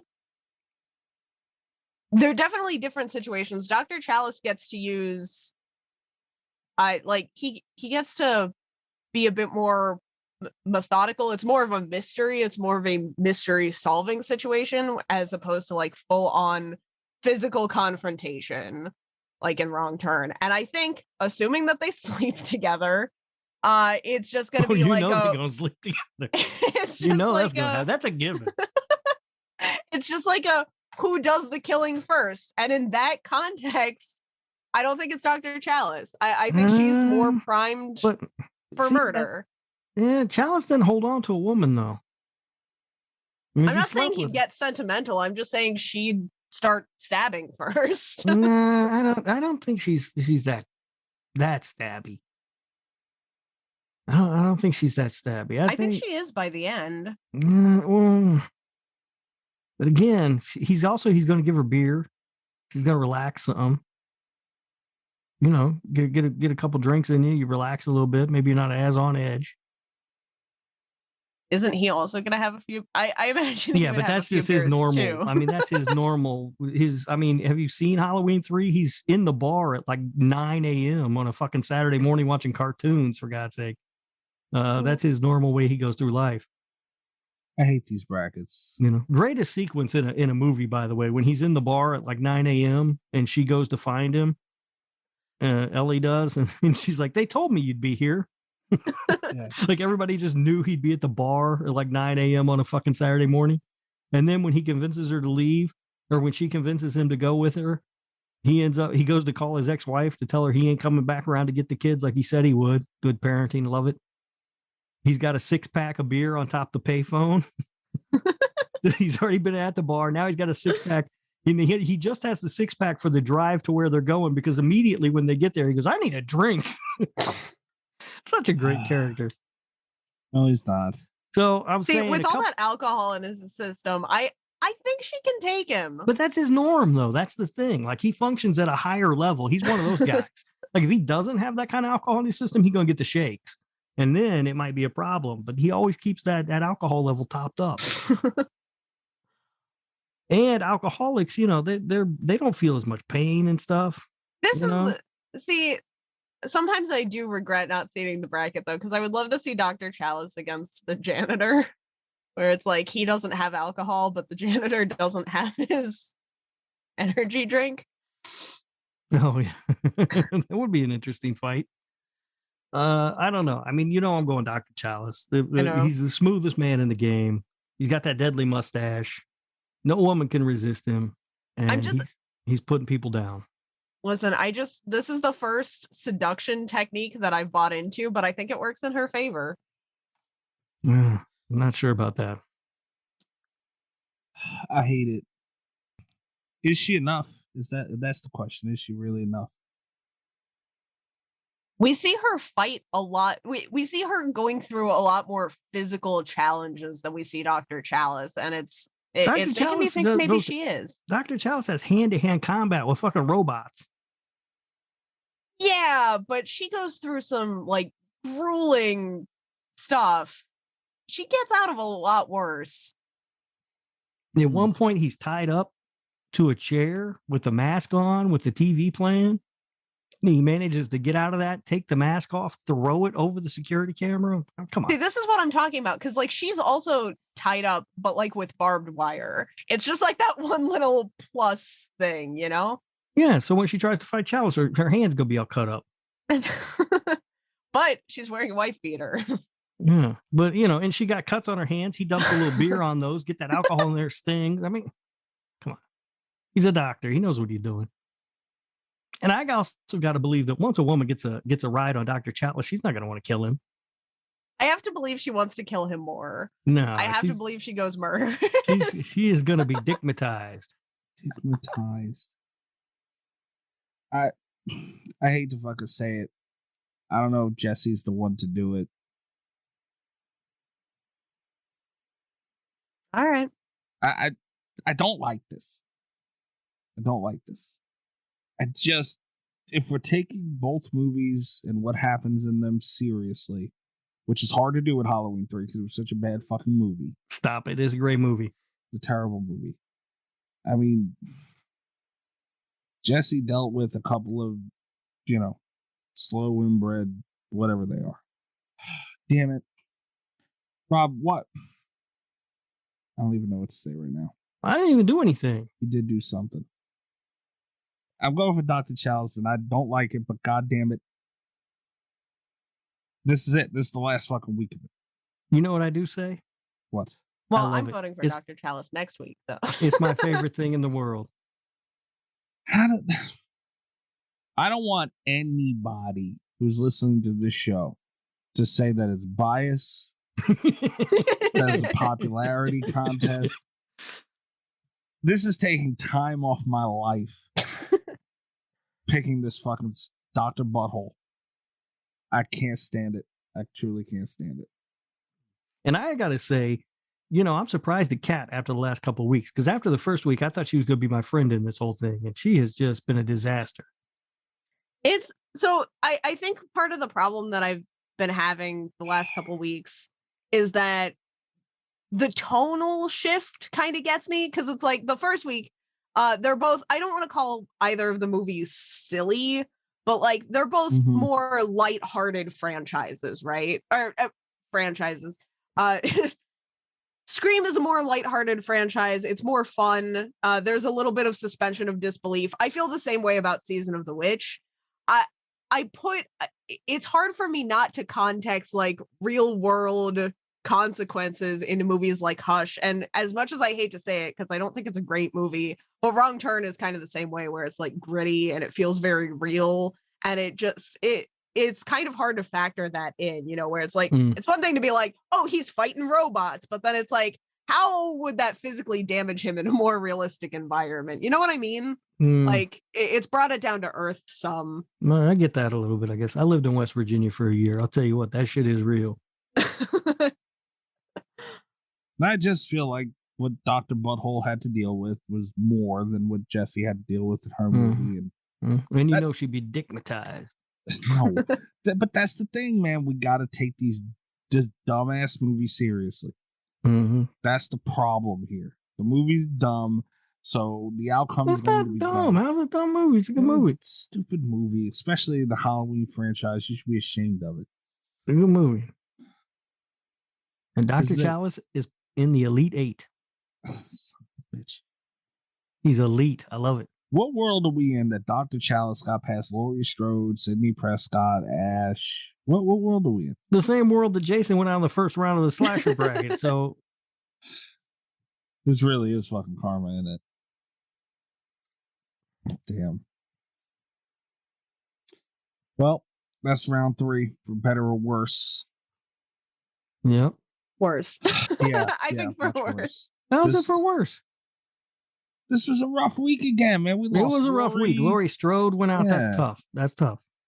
Yeah, Nancy's out. Like, all the OG final girls are gone, man. Mm-hmm. Practically. We still got Jenny, thank God. Yeah. But even Jenny wasn't the OG of that franchise. No, right. Yeah. So Didn't she take out the OG of that franchise, though? No. Wasn't she up Jason against? did. Jason Okay. took her out. Oh, you No, mean in the yeah. bracket.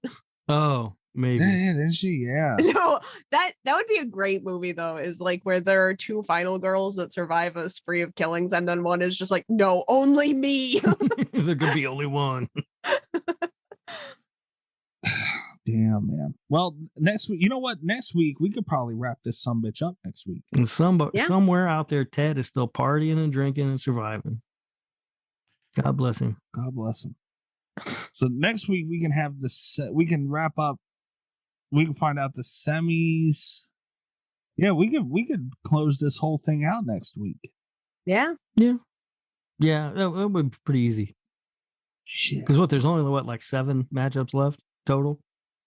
Yeah. We got 4. Yeah, 4, 2, and then 1. Yeah. All Yeah. right. So next week, we're wrapping up Murder Madness. Yeah. For the Lord Humphrey Cup. It's not the Lord Humphrey Cup. Oh, next week's a big one. We're awarding the Lord Humphrey Cup, the 2nd annual Lord Humphrey Cup. We didn't award it last year. Oh my goodness, this is exciting. Like, he just ignores me and keeps going with it. Business is picking up, guys.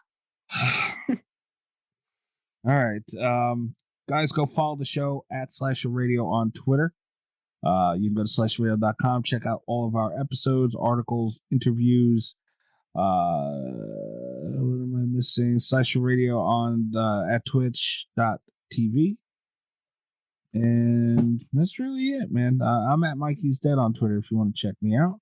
Do it there. And Rob, where they find you? I'm on Twitter at Radio Rob123, and you can listen to my other show, This Horror Life, wherever you were listening to Slasher Radio. Just dropped a new episode earlier today featuring our special guest, Mikey Bones. Yeah.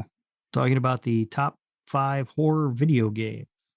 Yes, my lifetime ban was lifted for my appeal on This Horror Life, and You let Mikey talk about the best horror video games.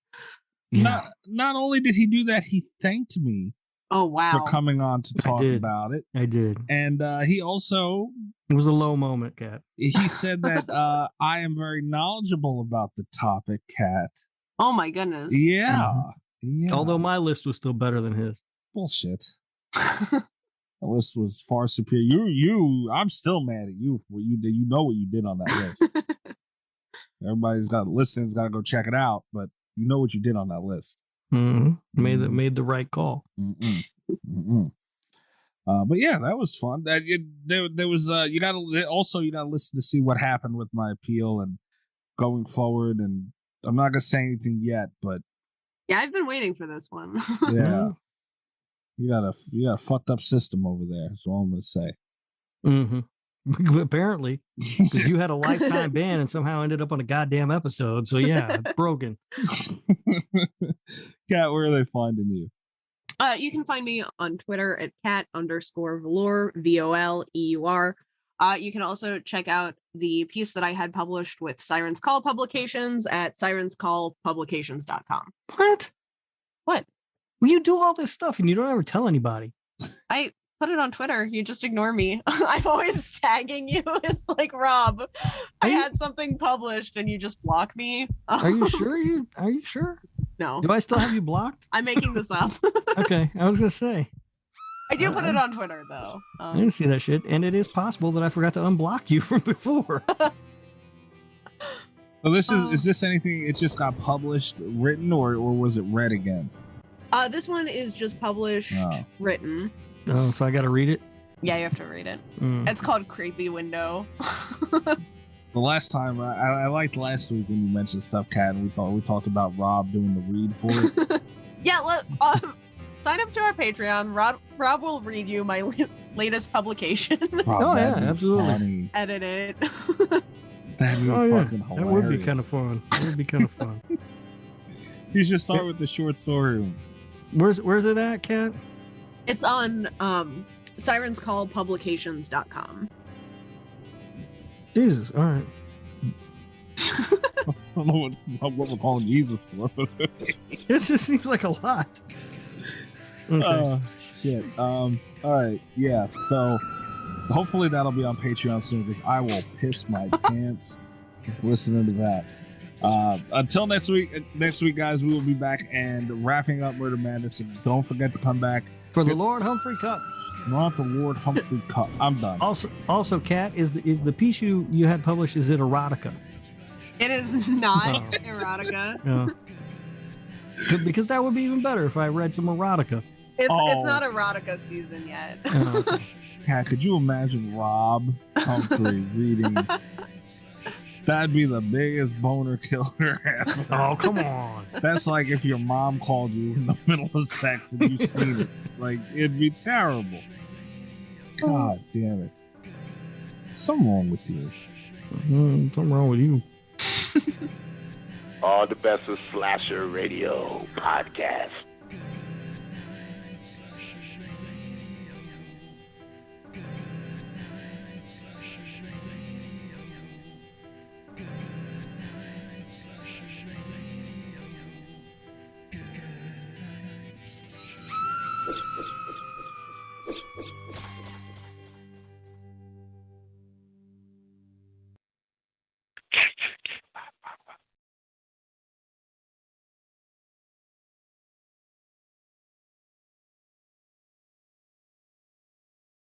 It would be hilarious for you to do reads of erotica fucking stories. I mean, that's a possibility. I've had a few of those published too. There you go, Rob. You have to pay for those, I think, but God damn, that is funny as shit. Well, that doesn't sound very good.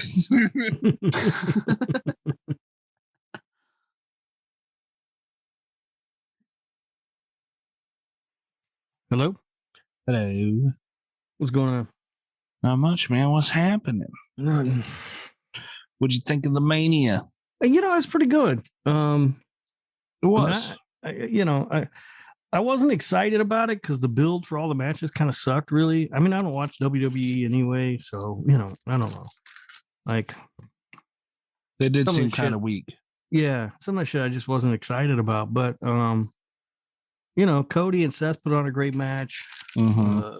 Bianca and Becky was great. Rousey was good, too, with Charlotte. I got a little bored during that one. Did you? Yeah. Yeah. But, even the match, like I didn't give a fuck about Drew McIntyre and Baron Corbin, but the match wasn't bad. And keep in mind, too, like, how fucking stupid do you have to be to happy Corbin? What kind of lame ass shit is that, dude? That is the worst. Yeah. Damn. But overall, yeah, I thought it was really good. They did a good job. Austin was awesome. I didn't think that was a match. Like, I did not expect it to be a match. I didn't think it would be a full-blown one, but I just figured it'd be like a long whoop-ass session. That's what I thought. I thought they would get into it. I thought they'd get into like a fight and Austin would leave him laying after a stunner or something, that's what I expected. Like, I didn't think it was going to be like a full-on bring out a ref, ring the bell fucking match. Right. But see, like, WWE is so weird. Like, they advertise and don't advertise the weirdest shit. You would think they would tell you Stone Cold's having a match. Because I almost didn't watch because I was like, oh, he ain't having a... I would have missed it. Yeah. But they'll have people on and like announce it a week and everything's like, well, why wouldn't you let that be a surprise? They don't know what they're doing. Yeah. And they had to sell tickets. I mean, a fuck ton of tickets. That's going to move tickets. Stone Cold in a match in Dallas. I almost, as soon as because I think it was you that told me it wasn't going to be a match. And then I was like, oh, well, I'm not going to fucking watch it. Yeah, because they kept saying he was going to be on the KO show. They didn't say a fucking match. Right. Yeah. I was like, what the fuck? I don't want to watch that. And I didn't have shit to do. I fucked my back up, so I was home. Yeah. All right, fucking put it on. And I heard that was closing the first night, so I was like, well, they got to have to do something. Yeah, it's not just going to be an interview segment. They're going to have to get into it. But I figured, it'd be a little back and forth. Stone Cold hits him with a stunner. Right. Kevin Owens rolls out of the ring and he drinks a shit ton of beers and that's it. Right. And why they wouldn't advertise that is absolutely absurd. And Austin looked good for a dude who ain't taken a bump in 19 fucking years. Dude, when he took that suplex on the cement, I said, "Holy shit!" Dang. Dude, he looked. He like they said during the match, he was barely breathing heavy, dude. That is impressive. Yeah, for a guy his age with a damn near 2-decade layoff, that's impressive. Yeah, I'm mad he didn't take the shirt off though. Yeah, well, who knows what he looked like under there? Yeah. He didn't look like he didn't look like he's fat or anything, but no, but he probably didn't look like Stone Cold anymore. Right, yeah. So I don't blame him. He has that old man body. Yeah. In a tight t-shirt, he looks great. Mm-hmm. You take that motherfucker off though. Yeah, you don't know what's hiding under there. That's true. Yeah. But yeah, I mean, at least stamina-wise, dude, he I feel like once he got him up to the top of the ramp, he looked a little more natural. He got comfortable. He didn't look awkward at first. Mm-hmm. But God, I think that was I think he's going to do another one in Saudi, make some big bank, and be done for good after that. I heard some people talking about that, and there's one problem with that. What? Alcohol's illegal in Saudi. Oh shit, boy, goddamn. If I were him on dignity alone, I wouldn't fucking do it. No way. Wait a minute. So alcohol is illegal, period? Yeah. Yep. No alcohol in Saudi Arabia. No wonder they're all pissed off over there. Damn, man. Wow. Can't look at women. You can't fucking drink that. What the hell are you supposed to do in Saudi Arabia? Nothing. Shit. I forgot what I was saying. So yeah, that's a problem. But that sucks. I'm sure he could get that payday if he wanted it. But oh yeah, they pay him big fucking money, man.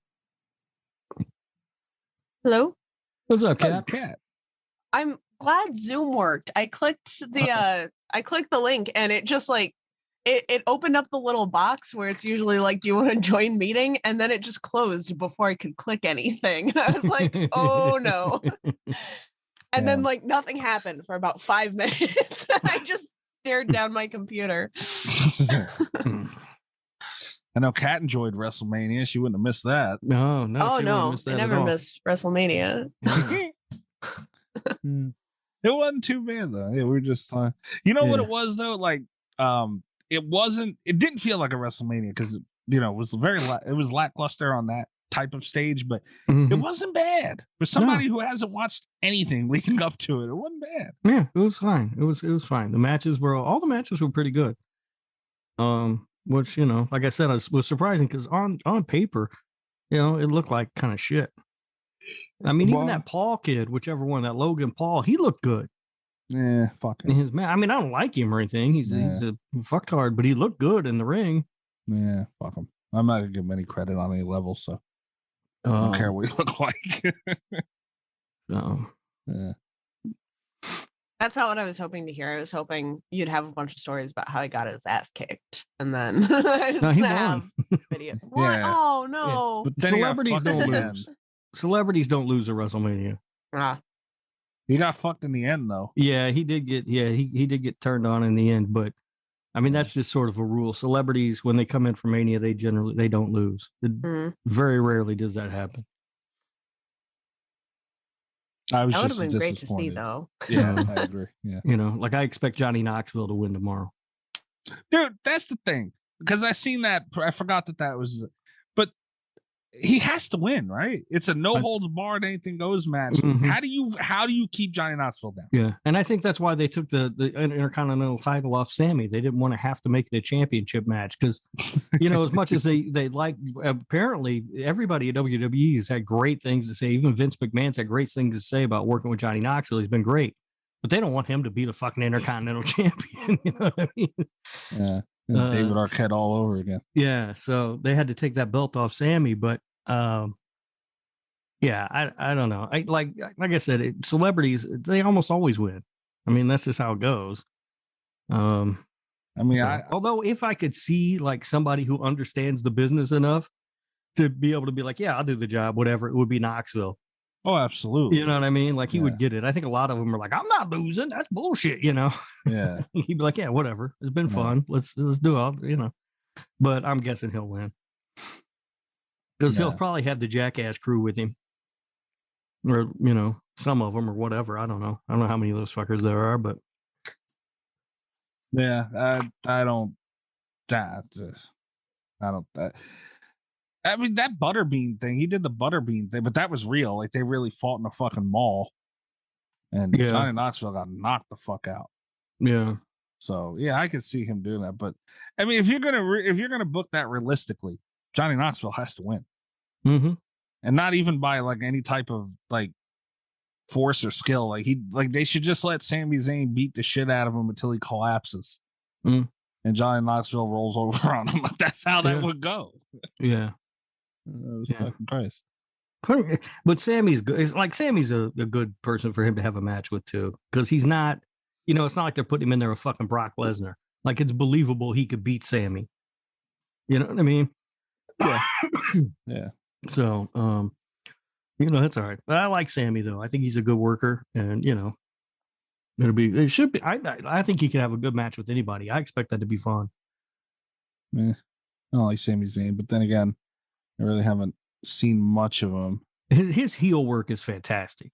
Yeah, I heard he's a snotty little prick. Yeah, he's just amazing as a heel. Yeah. And he's not like he's on a conspiracy theory trip. So he's been for a while. I don't think he's still doing it, but for a while he had a documentary crew following him around, filming everything because he was convinced there was a conspiracy against him. That's pretty funny. Yeah, it's just funny shit like that. Like he's just funny. And so I don't know. You know, but yeah, I expect him to lose tomorrow. And yeah, I don't know. Hopefully it'll be a good one. I don't know. They cut one of the matches tonight. Why they do that? Time. We're running too late. It's crazy. Yeah. Which is funny because the first match ended early, apparently, because Boogs got hurt. No. Oh yeah, that was real, huh? Yeah. Yeah. But yeah, there was a New Day match that got cut. I didn't care. Those stupid fucking match. It was like that's a fucking SmackDown match. Just put that shit on TV and. Yeah, that's always been the thing with WrestleMania lately, which is why I almost didn't even watch it. It's like, well, we've either A, seen these matches before, or B, can easily see them any week. Mm-hmm. You know, like it's nothing special. Yeah. But anyway, it was a solid first night. We'll see what happens, what tomorrow looks like. That's cool. I don't even know what's on the card for tomorrow other than Sami Zayn and Brock. Yeah, fucking Brock and Roman. Oh, yeah, Bobby Lashley and Omos. Like, I don't even know what the fuck to make of that match. That's a lot of man meat. I'm looking forward to it. Yeah. It's a lot of man. Yeah, like, I don't even know what the fuck that's going to be. My big thing with WWE is, especially for the main events and big matches, like, you know Ronda is going to lose, and you know Brock is going to lose, because they make it full public fucking knowledge that their contracts are ending. Yeah. Like, A, why do you let this information out so easily? And B, why do you fucking do it at WrestleMania? Like, why? Well, they run into a problem with a fucking being a publicly held company, traded company. That's true too. Yeah, but why run contracts through WrestleMania though? I don't know. You know why? I didn't know. I didn't know Rousey's contract was up. I thought she was going to win tonight. Yeah, that was bad. It didn't make sense to me that she would come back, go to the Royal Rumble, win the Royal Rumble, go to Mania just to lose to Charlotte. Like, that to me doesn't make any sense. Like, if you're going to get that contract, keep her through SummerSlam and have her drop the belt back to Charlotte at SummerSlam. You know what I mean? Plus, then you also get that extra reign in there because you know they're trying to get Charlotte up past Rick. Yeah. You know, so it's just a fucking, you know, another notch on Charlotte's belt to be the fucking whatever number she's at now. Yeah. So that's what I was expecting. Brock, I fully expect to lose. I know, it's so frustrating though. Yeah, I think they're still trying to get to The Rock next year at Mania with Roman. But are they really going to have him hold that belt for a whole nother year? I mean, that's a good thing that they're long term and shit like that. But I don't know, because they don't even do that though. If they're gonna do it, that's what they should do it. Instead, they'll have them drop it 4 or 5 times in the middle of it to people like Rick fucking Boogs. Yeah. Or Yeah. though the thing is, if they come across somebody heats up enough, they could have him drop that belt to them and still do Roman and Rock, and they don't need a title for that match.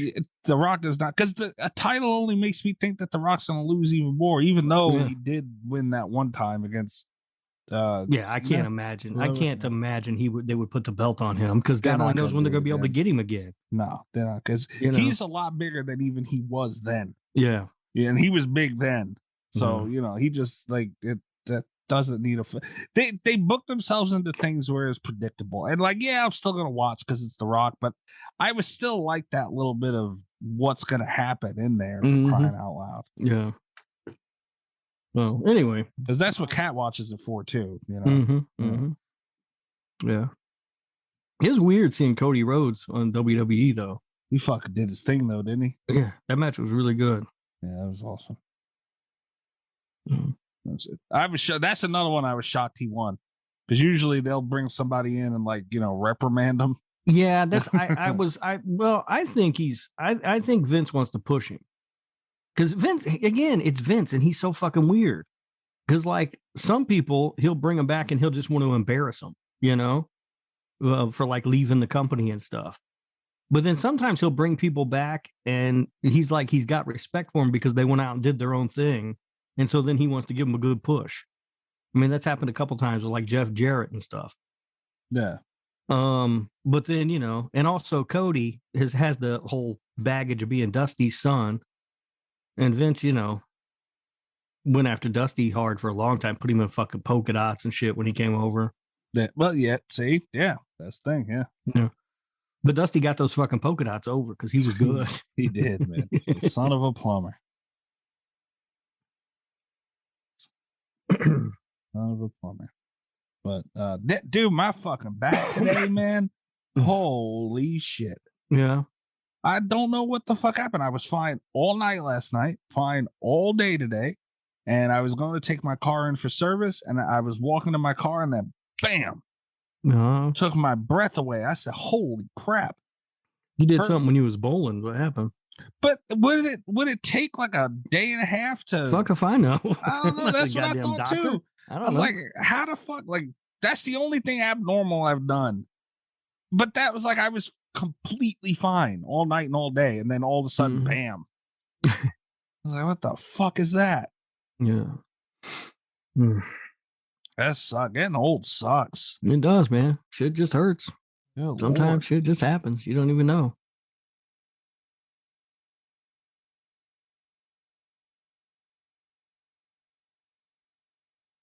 I'm thinking about trying to figure out how to bring Joe Bob to my area. Yeah. For his presentation, for his little show, how Redneck Save Hollywood thing. I think I could do it for about $3,000. What? But then can I make the money back? That's the question. I don't know. Whoa, what the fuck are you trying to do? I'm trying to promote a Joe Bob show. Why? You don't need it. What are you trying? You don't need promotion. He doesn't. He doesn't he hasn't. He's never been to the area. So I'm if I could book him, rent the theater, and then sell the tickets, he'll make some money maybe, or I could lose $3,000. I don't know. But I don't think it would be that expensive. $3,000. I could get a 600-seat theater here in town. You gotta see how much he does appearances for first. I know. I don't know. See, that's the thing. I don't know how much he charges. Let's see. Hold on. I don't know what he charges to come do it. That would be a pretty cool event, though. His name is John Bloom, right? Yeah, but I could get the theater would be about $1,500. You'd have to rent the theater too. Right, that's what I'm saying. It'd be about $1,500. Plus I thought you meant people. No. It's 600. 600 people. Oh, okay. I think maybe I don't know.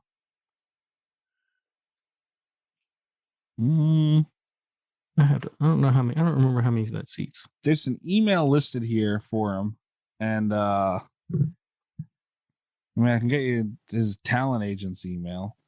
Well, the agency, not direct agent. What makes you want to run a Joe Bob show? because I want to see the show, and he never come to town. I was like, well, he could maybe I could bring him to town. So you're talking like you would think. Let's just say, argument's sake, it would take $5,000, right? Yeah, I mean that feels high, but yeah, let's say. I don't. Is it though? He's on Shudder. Tony Todd. When I was talking to fuck, I forget the kid's name. The guy that you watch Freddy's Dead for no reason for, whatever his name is. He was running like a couple horror things, and he was trying to get Tony Todd, and Tony Todd was like in that neighborhood, like $3,000 for Tony Todd. Maybe that's more. Tony Todd though, and not that Joe Bob isn't great, but that was Tony Todd like 2 years ago, something like 2.5 years. So he wasn't. That was before Candyman, and he was a little less active. Still the shit. Being Tony Todd, but Joe Bob's active. He's the shit right now. That's true. Yeah. Damn, bless you. So $5,000 plus 1,500 for the thing. Yeah, roughly. Yeah. Yeah. So you'd what? 600. I did something wrong. I did 6,500 times 600. You'd have to charge $11 per ticket. That's it. What? Hold on. Yeah, I'm not 100% certain on those 600 seats. I think that's what it is. Either way, I mean, you charge like $50, you'd be looking pretty good. I think. I don't know if anybody's gonna pay $50, but yeah, I get people to pay maybe 25 or 30. I was gonna say I'd pay about 25 or 30 to see Joe Bob. Yeah. I think I know he does, and he also does meet and greets before and after every show, so he can meet everybody, sign autographs and stuff. Oh, well, in that case, you could even go a little bit higher, I think. Yeah. You have like a select package for 50 or maybe even more. Yeah, sort of depends. I mean, because he charges for his autographs, but he doesn't charge that much. From what I understand, you can get like an autograph and a picture with him for like $10. $50 by 600 people is $30,000. Yeah. So I mean, if you could maybe even get somebody else, like a lesser name. Dude, that's not a bad fucking idea you got going right there. I know, that's what I'm thinking about, but I'm still trying to figure out exactly how many seats this fucker has. That's the thing. Can you sell out, and how the hell do you promote that? Like, that's a lot of work. The promotion is the problem. The promotion is going to be the pain. It would be a pain in the ass, but that's what you'd have to get it done. For. If you could make $30,000 off this and just have an overhead of like the place and the guy himself and maybe somebody else of like around 10. You drop like $5,000 on promotion, like running ads and shit. That'd be pretty fucking sweet deal, dude. They pay Bloody Disgusting to do a little thing on it or something. Well, don't pay them, fuck them, but somebody like them. Yeah. Huh? Where the fuck? I know there was a goddamn. Apparently, you can get Tony Todd for about $5,000. Like seating chart here somewhere. When I looked at it before, and now of course I can't find it.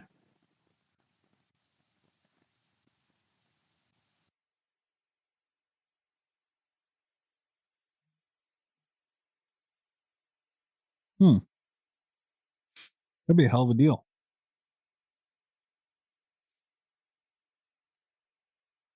Jimmy J. That's the dude's name. Jimmy J. Oh yeah, that guy. Yeah. He's my favorite. He still runs shit like that. He's doing something with somebody from Friday the 13th, or maybe not. Yeah. I don't remember. Some lady. Yeah. Let me see if I can find it real quick. I mean, yeah, that kind of stuff. Like I know a guy who does that. I know a guy who does bicycle rides. Like you pay to be in his bicycle, and that's all he does. He basically does one event a year, and that's his entire. Dude's got more money, and he knows what to do with. Bicycle rides. Yeah. Like you pay him to be in his. I can't remember what it's called. I think it's just called like Bike Tahoe or something. I don't understand what he does. What the fuck? Wait. He basically he gets a bunch of volunteers to work his bicycle ride, and then he pays the city to block off the roads around Lake Tahoe, and then you pay him a bunch of money to be in his bicycle ride, so you can come up and ride around Lake Tahoe. Why the fuck would anybody pay to ride riding a bicycle? Sounds like a punishment. Yeah, I know. Fucking terrible. But dude makes fucking bank on that thing. Wow. Is that a thing that because listen, I don't like bikes, but if I just had to ride one around Lake Tahoe once a year, I could probably do that. he makes a ridiculous amount of, like, one year when I was there, because he only has one guy who like really works for him that he pays. Everybody else he gets is volunteers. I don't know how the fuck he does it, but he works the system somehow to where he's got like a charity involved, and so then he gets these fucking volunteers through this charity or something. But there's one dude he pays, and one year, as a bonus after the race, he bought the guy a brand new truck. Jesus. Oh wow. Yeah, he makes so much money, and then he goes to, and then he takes a week and goes to some resort in Hawaii every year after the race is over. That's his vacation. Who the fuck is Ethel from Friday the 13th: A New Beginning? Ethel? Oh, that fucking the hillbilly, the mom and the kid.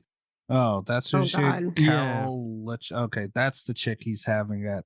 But he made it like it was a big deal in the video. Like, I don't even know who she is. Yeah, no, it's that fucking the lady with the Everyone's favorite character, Ethel. Right. Who the fuck is that? But I mean, you know what, man? Like, in all honesty, those horror hound, like the horror hound thing that you went to, like, it's like people can do that, you know, like, but the promotion is done. But you got to have money to lay out for that. Yeah. He also has some Lori. Yeah, but my understanding is most of the people who appear at the thing like Horror Hound. Now, I don't think all of them do, but most of them, they have like a contract that has like a downside guarantee. So like you're there selling your autographs and stuff, right? Right. And they guarantee that you'll make X amount of dollars. And if you don't, then they'll make up the difference. But otherwise, yeah. So a lot of those people, they're not even paying for, you know what I mean? Right. I imagine somebody like Kane Hodder you are, because, you know. Shit, dude, his line was long. I was surprised because he does so many conventions and stuff. Right. That I really didn't expect him to have much of a line at all. But he had a long line every time we went in there. I was kind of surprised. Oh, damn. Yeah, it's a slippery slope to get into that shit, man, because that's what I mean. Like, you need the money to fucking... Well, no, that's the thing. You take one bad event, you lose your ass. Yep. And with luck like mine and yours, it'd be that first event. Yep. One and done. Yeah. And I know dead. I saw a fucking seating chart for this motherfucker somewhere, and now I can't find it. That wouldn't be a bad thing to dip your toes in, man. Do it starting out with somebody like Joe. I think $5,000 might be like, they really do charge sometimes, especially if they don't really want to do it. They kind of just give you a number they don't think you're gonna pay. Is what I heard, because like Jimmy J was trying to do some shit in Atlantic City and like it didn't work out, but he was talking to me about it, and like he said that's what he's been running into. That, you know, the bigger stuff, they'll give a realistic price and work with you because, like you said, they're gonna sell autographs to shit anyway. So, you know, they're gonna make money on their own, let alone what you'll pay them. But yeah, if it's like an unknown thing, they're gonna just see if you'll pay them a ridiculous amount of money to go. Right. And some fuckers do.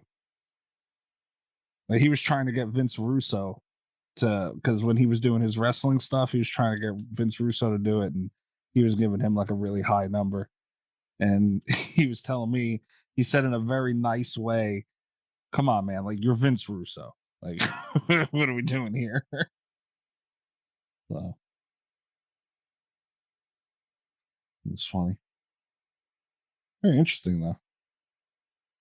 Yeah. Still looking for that seating chart, aren't you? Yeah, but you'd think it would be easy to find how many fucking seats it has, right? One would think. What I do, for some reason, 600 keeps jumping out of my head.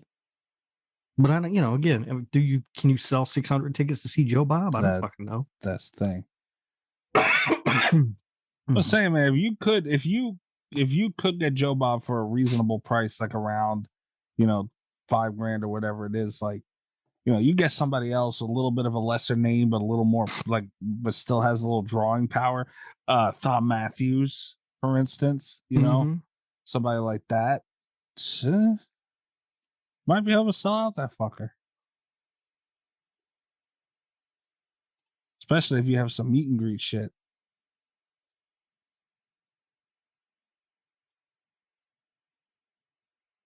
Oh, wait, here it is. We're in big trouble if what? Total seats 626. Okay. We're in big trouble if Rob starts getting fucking promotions and billing all these people. Dude, I thought for a long time about the reason I knew that it was like 600 is because I looked at this one year. I was thinking about starting like a horror film festival. That'd be awesome. Because there was a company used to run one here for years. It was really successful, but then I don't know why. I think the guy who owned it sold it, and then the people who took over did a shit job with it. And so then it just, went out of business. But so I was thinking about picking that up, but then, COVID. So yeah. Gotta lay out money for that. That's the only fucking problem with it. Yeah. But with a film festival, you get sponsors and stuff to help offset the cost. Yeah. Yeah. Yeah. You can even do that with the shit you're trying to do with Joe Bob. If you get another couple names, like, get somebody to pick it up, I'm sure. Yeah. Even if it's just one, and you can get a couple grand out of them, it'll help. That wouldn't be bad, man. If you can get a decent spot, like if you can get a good structure, just for like, something bigger, if you can get a good structure down and get a sponsor to lay out that money and use that sponsor money for just that. Mm-hmm. Oh, shit. That wouldn't be bad. I'll be damned. Yeah. Plus, with film festivals, you can charge people to enter your festival. Yeah. Yeah. To submit their movie. And then, like, your movie's trash when you're showing it, but they keep their money. That's a good business model. That's the best business model I've ever heard. Yeah. Movie's trash. Pay the submission fee so I can tell you your movie is trash. Yeah. Doesn't that sound like a perfect professor for Rob? It does. Like, him and Greg would make a killing doing that. Yeah. They have the greatest movie in the world. They'll both give you a million reasons why it sucks. But anyone that I know who's ever had anything to do with a film festival, all they'll do is tell you how hard the work is. Like, apparently it's just a bitch. I would imagine there's rights involved with that stuff too. Somewhere. Well, not if you get not if you're just showing new movies, you get submitted. That's pretty easy to get around. Yeah. It's true. You start trying to show older movies, and I don't know. Oh, well, yeah. In that instance, I wouldn't deal with a theater that didn't already have a license to show that shit. You know what I mean?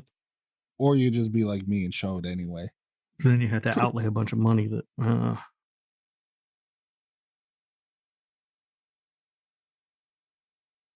Oh, you want the tale of this fucking puppy, dude.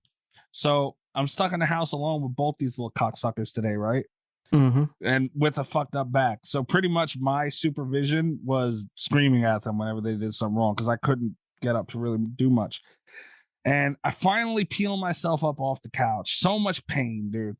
And I went in, I said, I haven't eaten all day. Let me fucking try and put something on the stove to eat. So I struggle. I finally get something on the stove to eat. And I come back in the living room.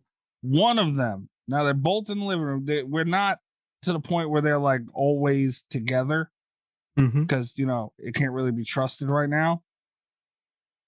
So they're finally together. And I come back in here. One of them pissed all over the couch. Nice. Well, and I don't know which one it was. And they're both looking at me. I'm like, fuck. My original dog does not pee in the house. Like, he'll go on the pad, like at night and stuff. He'll go on the pad. But for the most part, he does not pee in the house. But now, like when I yelled, he ran into his crate immediately. So I don't know if it's because I yelled or because or because he peed on the couch. So they both run into the crate. They're both sitting there staring at me.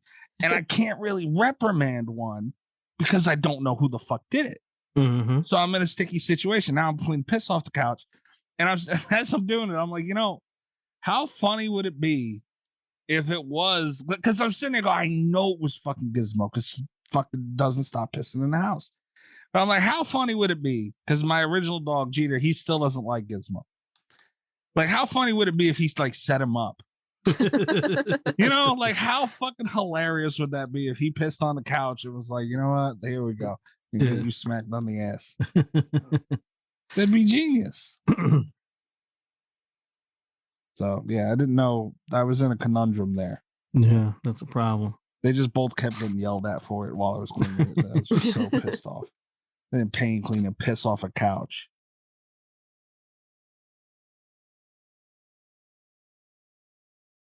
You do have to do. I still do for the life of me do not understand how you don't like Jackass. Because it's stupid. But yeah, that's the thing. Like, yeah, it's fucking dumb.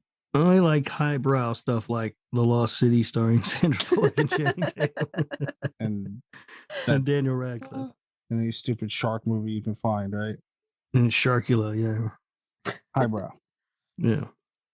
Did you see the bad CGI shark guy cut his hair? And they were talking about how he should have had a hair dick auction. No. A hair dick auction? Yeah. What? You remember Hair Dick, yeah, right? From bad Hair Dick CGI Sharks. No, I do not remember Hair Dick. I'm sorry. We've need got to to watch rewatch bad that movie. CGI Sharks again. No. That movie's good. Do not need to do that ever. I'm good. Seen it once. He's sitting next to the homeless guy, and he turns over and he's like, "Nice hair, Dick." It was amazing. Peak script writing. Is that what we're gonna call it? Yes. Okay. Yeah, I don't remember Hair Dick. I think I just kind of pushed that movie out of my brain entirely. Oh man, you're missing out. On You really what? Hair Dick. Yeah. I guess.